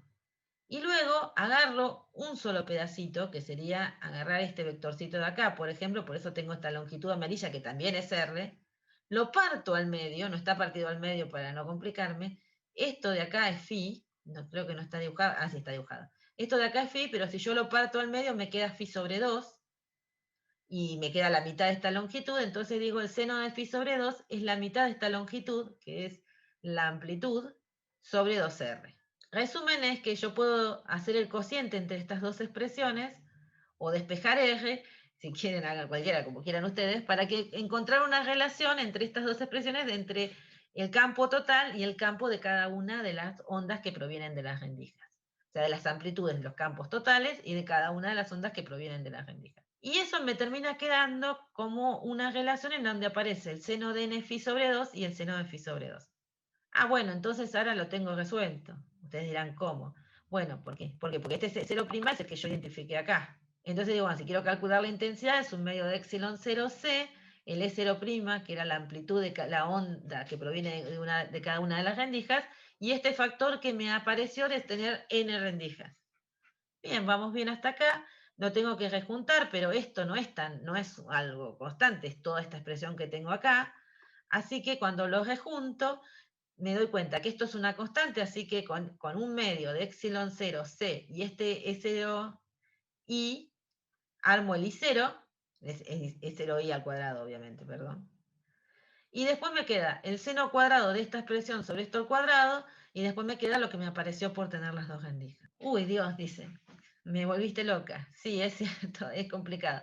Lo pueden hacer con factores o con complejos, los dos les va a llevar a obtener esta expresión, que de vuelta, vuelvo a la lógica, mi problema no es la física se acabó en el momento en que decidí que esta era la expresión de una onda que provenía de una rendija y tengo que sumar las ondas de todas las rendijas. Entonces se me complicó porque tienen diferente desfasaje. Básicamente esto. Acá hice un truco para poder hacer esa cuenta, esta sumatoria que tengo identificada acá, que es hasta la n rendija. Y ese truco me permitió escribir a la intensidad, al campo eléctrico y luego, total, y luego de ahí la intensidad. Como una intensidad máxima por una parte que tiene que ver con la difracción, que es el seno cuadrado de esta expresión. De esto se acuerdan que era lo que llamábamos beta, entonces nos queda seno cuadrado de beta sobre beta cuadrado. Y la otra parte que tiene que ver con la interferencia, que se parece a la de la interferencia que teníamos hace unas clases, pero miren que en arriba la diferencia es que le aparece un nini. O sea, se parecen, pero no tanto, digamos. Se aparece un nini y le aparece un cociente, ¿no? Porque no teníamos un cociente en la que teníamos hoy. Cuando sumamos dos rendijas, no teníamos un cociente. Para que se los muestro así, me creen. Se parece hasta ahí nomás. Bueno, no tenían un cociente y tenían un coseno además. Pero se parece, así, a lo beta. Acá tenían la intensidad máxima, tenían el seno de beta al cuadrado sobre beta cuadrado y un coseno cuadrado de una expresión en donde aparecía D el seno de tita y lambda. Cuando tuvieron que sumar muchas rendijas, el problema es, bueno, que la primera parte nos quedó idéntica, hasta ahí vamos bien, y esta segunda parte nos quedó, en lugar de un coseno de pi de seno de tita sobre lambda, nos quedó un cociente de senos con un n encima metido el de arriba. Bueno, el primero, lo que está marcado en azul, va a seguir marcándonos las posiciones de los mínimos y máximos de difracción. Así que lo azul regula el patrón de difracción. Bien, o sea que si yo quiero saber dónde están los mínimos de difracción, tengo que ir y usar la misma expresión que antes. Pero lo segundo regula la posición de los máximos y mínimos de interferencia. Y la expresión no es tan directa como ha sido en otros tiempos. Si ustedes la analizan, van a ver que les va a dar n cuadrado, que es el máximo valor, en condiciones en que el argumento pi de seno de tita sobre lambda les dé un número entero. A esas condiciones, que si simplifican las pi, es la misma condición que teníamos antes para los máximos de interferencia cuando había una sola, cuando había dos rendijas. O sea, los máximos de interferencia principales de una red de difracción aparecen en las mismas posiciones donde aparecían los máximos de interferencia cuando solamente teníamos dos rendijas. Pero, miren, son mucho más intensos, va n al cuadrado. Cuando teníamos dos rendijas nos quedaba 4 veces la intensidad de la rendija sola. Bueno, acá nos queda n cuadrado veces. O sea, tengo 100 rendijas, la intensidad es 100 al cuadrado veces la de una sola rendija. Y los ceros son los ceros de esta expresión. Bueno, va a dar cero esta expresión cuando se cumpla que pi de seno de tita sobre lambda sea un múltiplo de pi, o sea, sobre n, ¿bien? O sea, porque tenemos o sea, esto va a dar cero cuando la parte de arriba nos dé cero, es decir, que necesitamos que esto nos dé m pi sobre n para que nos quede, cuando reemplazamos, el seno de un múltiplo entero de pi. Bueno, y m, para no tocar las condiciones de arriba, o sea, m no puede ser igual a n, entonces m', para no tener no sobreponerse con las condiciones de arriba que dan los máximos, tiene que estar entre estos valores, donde L es otro entero. Dicen, me van a volver loca. Sí, es un delirio. Lo que uno tiene que asegurarse es que ahí haya enteros, pero que ninguno llegue a hacer un múltiplo de n, porque si no voy a la condición anterior. No sé si eso me quedó bien. Claro, eso es los mínimos secundarios, los máximos secundarios, ¿no? Los mínimos secundarios, porque estoy buscando los ceros de la expresión. O sea, estoy buscando los ceros de esta expresión, son cuando esto da cero, pero lo de abajo no. Entonces, porque si no, no me da. Entonces, cuando pido que eso dé cero, necesito que el pi de seno de El tita seno sobre valga lambda, cero. claro, no, dé cero, pero no sea, pero la expresión no me dé ni el centro del patrón, ni múltiplos de n, porque entonces vuelvo a la condición del de arriba. ¿Entendés? Para no ir a la condición de arriba, entonces me quedan intercalados n-1 mínimos entre los máximos principales. O sea, estos máximos son los máximos principales, ahora los vamos a ver en un dibujo, no están acá todavía dibujados. Estos son los máximos principales, que son los que aparecerían si estuvieran dos rendijas también, pero entre medio aparece como un pastito que son los mínimos, o sea que hay mínimos, y si hay mínimos, entre mínimos hay máximos, entonces, y te van a dar con condiciones de que sean múltiplos de pi sobre n. Bien. Claro, exactamente. N chiquita por pi sobre n. Claro, pero no pueden estar, tienen que estar esos múltiplos de pi sobre n entre el... 0 y n-1. Claro, o sea, no puede ser pi, por ejemplo, si vas con el primero, no podría ser ni 0, ¿no? Porque sería un múltiplo de eso, pero el 0 no puede ir. Tampoco puede ir el m' igual 1, No. porque si ponen dos rendijas y eligen, por ejemplo, L igual a 0, entonces les queda que m segunda puede valer 1, ¿bien? O van al otro lado y eso les quedaría n-1, 1. O sea que la opción de m segunda, la única opción es que m segunda valga 1. Voy y reemplazo ahí, entonces m segunda igual a 1 me da la condición de que eso esté en un medio de pi. ¿Bien? Que es justo el único mínimo posible. Como hay un solo mínimo, listo, no hago más lío. Si tengo tres rendijas, y elijo el 0, o sea, inmediatamente, o sea, estoy mirando bien al toque del centro del patrón, ¿bien? Porque si no, después ustedes siguen aplicando y van obteniendo los otros. Si tienen tres rendijas, entonces, y elijo el L igual a 0, de vuelta, el primer término me da 1, entonces aparecería un mínimo en un tercio, porque n es igual a 3, y la segunda opción, o sea, m segunda estaría entre 1 Y en la segunda opción estaría entre 1 y 2. Entonces podría valer 1 o 2. Si valen 1 o 2, cuando los reemplazo en la expresión, a la m segunda tengo una opción que es para 1/3 y la otra opción es para 2/3 de pi. O sea que tengo 2 mínimos. Claro. Y Sí, está bien. esos 2 mínimos, está bien, la había obtenido bien. Esos 2 mínimos significan que si hay 2 mínimos, en el medio tiene que haber un máximo. Sí, Porque tenemos los 2 máximos de los extremos que nos da la condición de acá, y esta condición está en el medio, bien, de la condición de arriba. Porque no puede tomar valores. Por ejemplo, si yo elijo el centro y el primero que aparece, o sea, cuando θ es igual a 0 y la primera condición, o sea, m igual a 0 y m igual a 1, que me dan las posiciones en 0 y pi, ¿bien? Ahí tendrían los máximos de interferencia, con su máximo y toda la...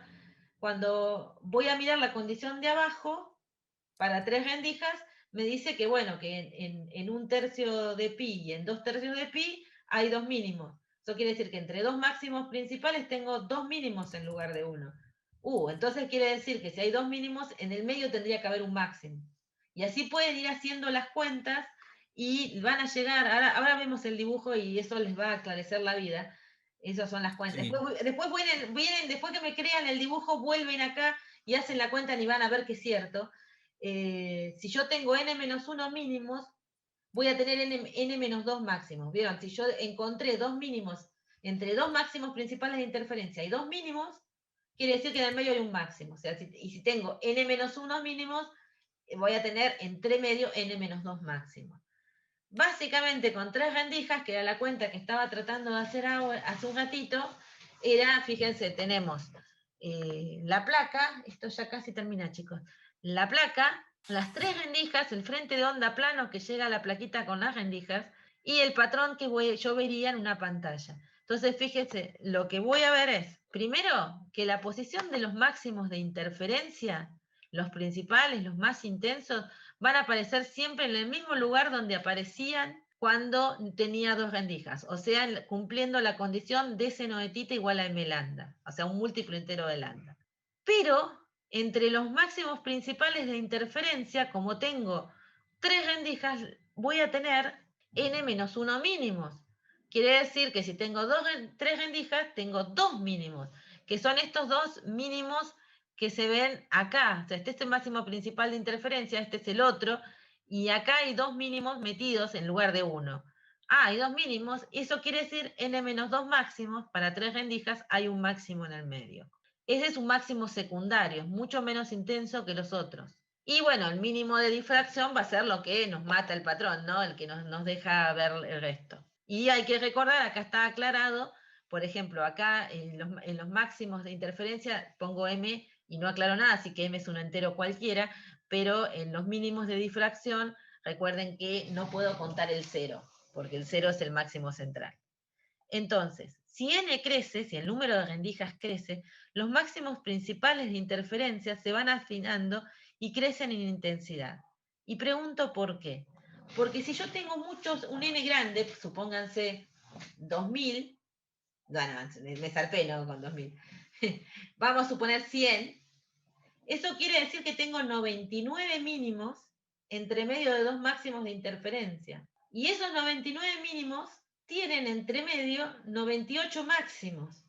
Entonces, si los máximos principales de interferencia se llevan n² de la intensidad, o sea, son súper intensos, esos máximos secundarios son casi un pastito, son 98 máximos chiquititos que se tienen que repartir la poca intensidad que les dejó el máximo principal.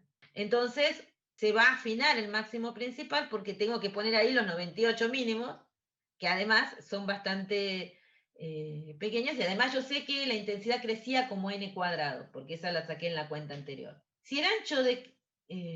si A, que es el ancho de las rendijas, decrece, el máximo de difracción se ensancha, eso lo estuvimos viendo hoy, y eso significa que voy a poder ver con más claridad los máximos de interferencia. Estas condiciones, los máximos principales, o sea, con un gran número de rendijas y con un ancho de rendija fina, me van a permitir ver máximos principales o órdenes de interferencia como líneas de igual intensidad, o sea, muy alta, pero igual, y que van a estar dentro del máximo, vamos a ver varias dentro del máximo central de difracción.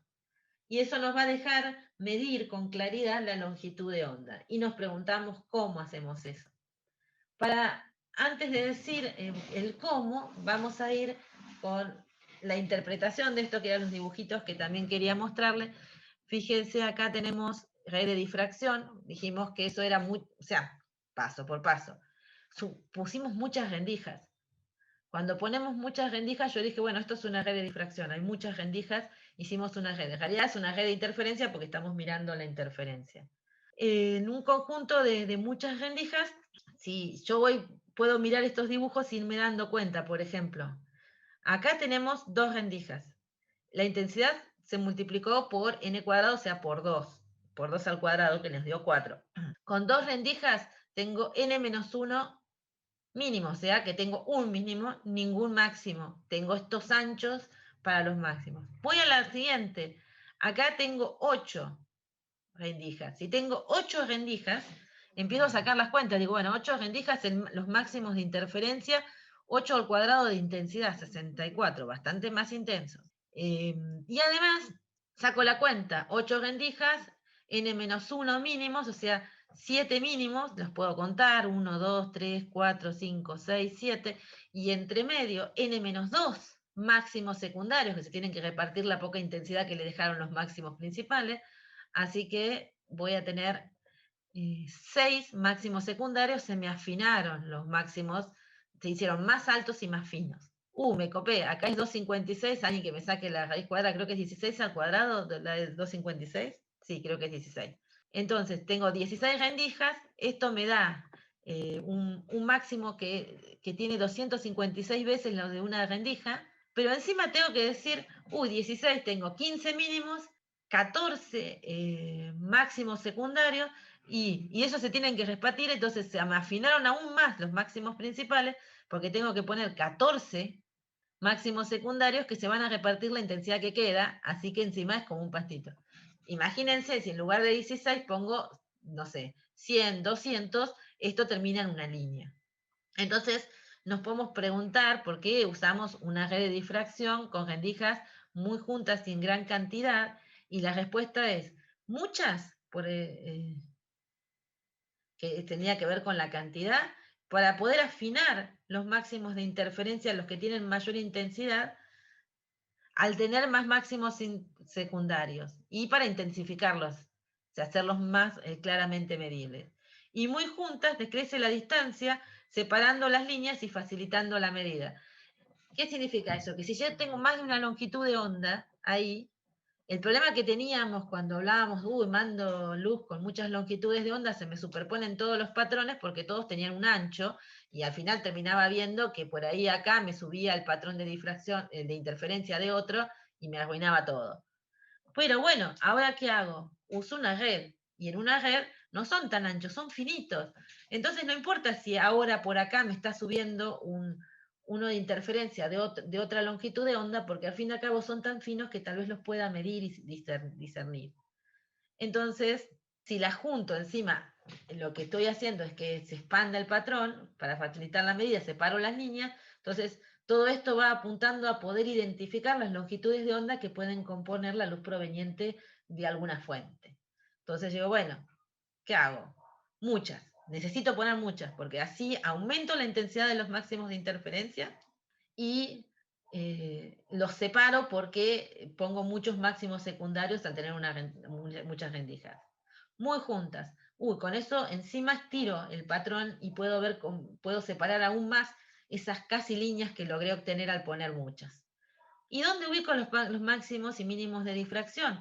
Lo que voy a hacer es que las rendijas, al estar muchas en un espacio muy pequeño, generalmente van a ser muy angostas. Entonces, al ser angosto, estiro el patrón de difracción y puedo ver más órdenes. O sea, la modulación, lo que hace que el patrón de difracción me baje el valor de los máximos de interferencia, no va a ser tan fuerte, entonces voy a poder ver más órdenes de interferencia. O sea, además del primer máximo de interferencia, del central y del primero, el orden 1, puedo ver capaz que el 2, el 3.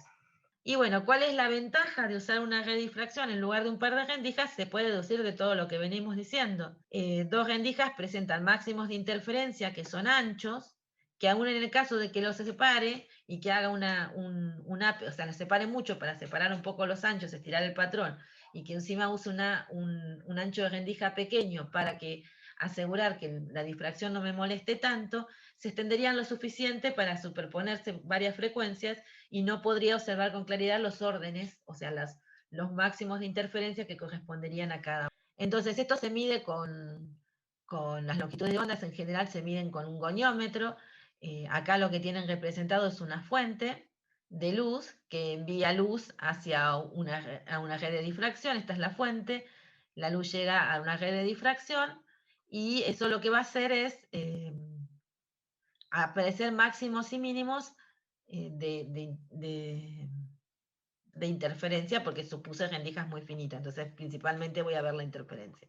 El patrón de difracción modula, pero de una forma muy amplia, entonces no me va a alterar demasiado el problema. Entonces, ¿qué hago? Empiezo a, mirar, esto está directamente perpendicular, así que el primero que haga para este lado va a ser el orden 1, después el 2, el 3, voy a ir viendo distintos órdenes para cada longitud de onda que tenga en esa fuente. Si tengo una sola, voy a ver el de una sola y voy a poder medir con la expresión, sabiendo el ángulo que lo voy a poder medir con este goniómetro, voy a poder decir, bueno, si conozco tita, uso m lambda igual a seno de tita, y si estoy mirando la primera línea, me pongo enfrente, me muevo y encuentro la primera línea de ese color, entonces, o de esa longitud de onda, de ahí saco cuál longitud de onda tengo. Si tengo varias mezcladas, y bueno, ahí tengo una duda. Yo digo, bueno, ¿qué será? La que estoy observando después, sobre todo si no fueran colores tan diferentes, ¿no? ¿Esos qué son? Es órdenes mayores de esa longitud de onda, se ven más o menos medio celestitos, o es otra longitud de onda que compone mi luz. Y bueno, entonces lo que puedo ver es si la que estoy obteniendo, lo que estoy obteniendo, o sea, la otra línea que obtengo cuando me muevo para un ángulo, me da una longitud de onda que cumple ser esta relación con un múltiplo m igual 2, 3, 4, o no. Si es no, entonces es otra longitud de onda. Si es un múltiplo, es la longitud es un orden mayor de esa misma longitud. Y bueno, ¿y por qué me interesa hacer todo este lío? Básicamente porque las frecuencias de emisión, el espectro de frecuencias o de longitudes de onda de emisión de una fuente es como una huella digital de qué está compuesta. Si yo puedo determinar las longitudes de onda de la luz o de la radiación electromagnética que está proviniendo, puedo saber de qué fuente proviene. Entonces, acá tienen un dibujito que trata de representar distintas líneas, y cada una de esas líneas correspondería a una fuente de hidrógeno, de mercurio, de neón. O sea, por eso también una vez ve la luz y dice, mira, tienen distintas... O sea, no son todas, las luces de sodio no son las mismas que las de neón, no se ven igual la luz, aunque uno diga, bueno, es blanca, sí, pero no es tan blanca. Bueno, esas luces no son tan iguales, la luz de LED no es igual a la luz de una lámpara, de una vela. Bueno, eso es porque provienen o sea, se generaron de diferentes formas. Y si estas se hicieron a través de la emisión de un gas, podemos saber qué gas es el que la está emitiendo, o sea, cómo lo citamos para que emitan la luz. ¿Y hasta dónde puedo llegar? ¿Hasta qué orden podré medir? Y bueno, esto es lo mismo que siempre. Si se tiene que cumplir la relación que está arriba, quiere decir que el seno de tita es m lambda sobre el seno de tita no puede superar el 1, ¿bien? Que es cuando estamos ya rasantes a la plaquita. Entonces, si no puedo superar el 1, entonces el orden que voy a medir va a ser tener que cumplir ser menor o igual o sumo igual a d sobre lambda. Esto tiene que ver con la idea no es fundamental, se los comento nada más, es un criterio. En general, el criterio que está ahí es el de difracción. Tiene que ver con que, por ejemplo, si tenemos un microscopio óptico, hasta dónde podemos jugar con lentes para conseguir una mayor amplificación del objeto que estamos mirando. Bueno, el límite del microscopio óptico no lo da el juego con lentes, lo da el tamaño de las aberturas, y eso tiene que ver con la difracción a través de esas aberturas. Entonces, el límite de un microscopio óptico, por ejemplo, está relacionado con la difracción, y en consecuencia, hay un criterio para establecer cuándo uno puede distinguir dos puntos, por ejemplo, de lo que estamos observando. Queremos verlo nítido, queremos mirar una célula, tenemos que poder distinguir los objetos, tenemos que poder distinguir dos puntos separados a una cierta distancia.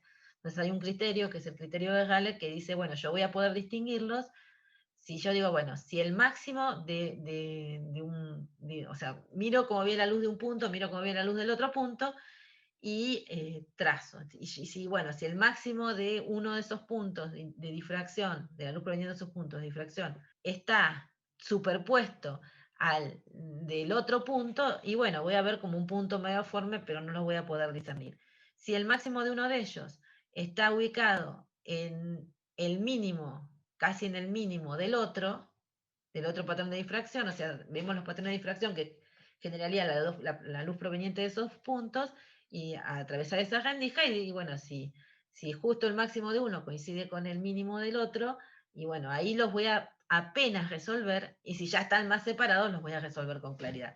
El apenas resolver es el límite de Rayleigh que nos da la resolución. Entonces, aplicamos una medida similar para que a la difracción y al microscopio óptico, pero en este caso lo vamos a hacer con la interferencia, y decimos que el máximo de orden m se ubica en un desfasaje que cumpla ser 2pi, o sea, un múltiplo entero de 2pi, y lo escribo acá esa expresión del desfasaje. O sea, ahí estoy recuperando expresiones que ya obtuve. El mínimo más próximo, cuando pongo una red de difracción, está ahí, más 2pi sobre n, ¿no? Que es una cuentita que sale de la cuenta que hicimos de dónde aparecen los mínimos que siguen.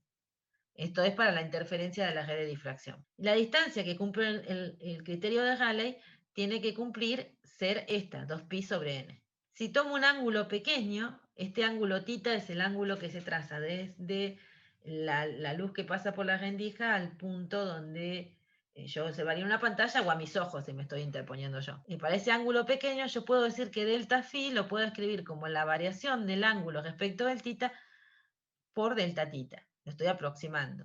Entonces la variación de phi respecto de θ la puedo obtener desde la expresión que tenía arriba, y después esta expresión que está acá es otra opción de decir, bueno, derivo, o sea, también hago pequeña variación de θ, o sea que hago una derivada de esto, o diferencio de ambos lados, entonces hago la derivada del seno de θ respecto de θ por delta θ, uno le diría, bueno, por diferencial de θ, estamos aproximando los diferenciales por los delta, es igual a m diferencial de lambda, y eso lo escribo como delta. Entonces, ahora, este pequeño delta phi, que es el que determina si voy a lograr o no resolver los dos puntos, lo voy a poder escribir como la expresión que estuve arriba, y el coseno de θ por delta θ lo voy a sacar de esta expresión, de utilizar la ley donde aparecen los máximos de interferencia. Entonces me queda todo en relación a las longitudes de onda.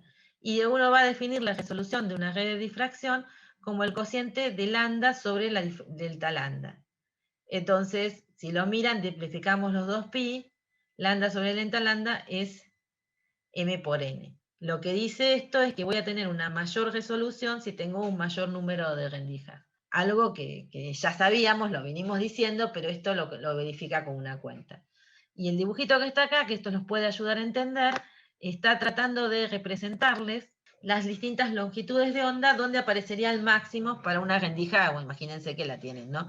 Entonces, lo que ustedes verían con el goniómetro cuando fueran midiendo son líneas con distintas longitudes de onda a distintos ángulos. Pero si lo miran, fíjense, los primeros aparecen ordenados. El orden 1, de esas 4 longitudes de onda, aparecen ordenados. Entonces acá, mira, aparecen primero el azul, después el verde, después el rojo. Bueno, el amarillo no está dibujado, pero estaría entre el verde y el rojo. Ahora, segundo orden, aparece el azul, aparece el verde, pero como el rojo está muy separado, antes me va a aparecer el amarillo, y me va a volver a aparecer el azul y el verde antes que pueda haber el segundo orden del rojo.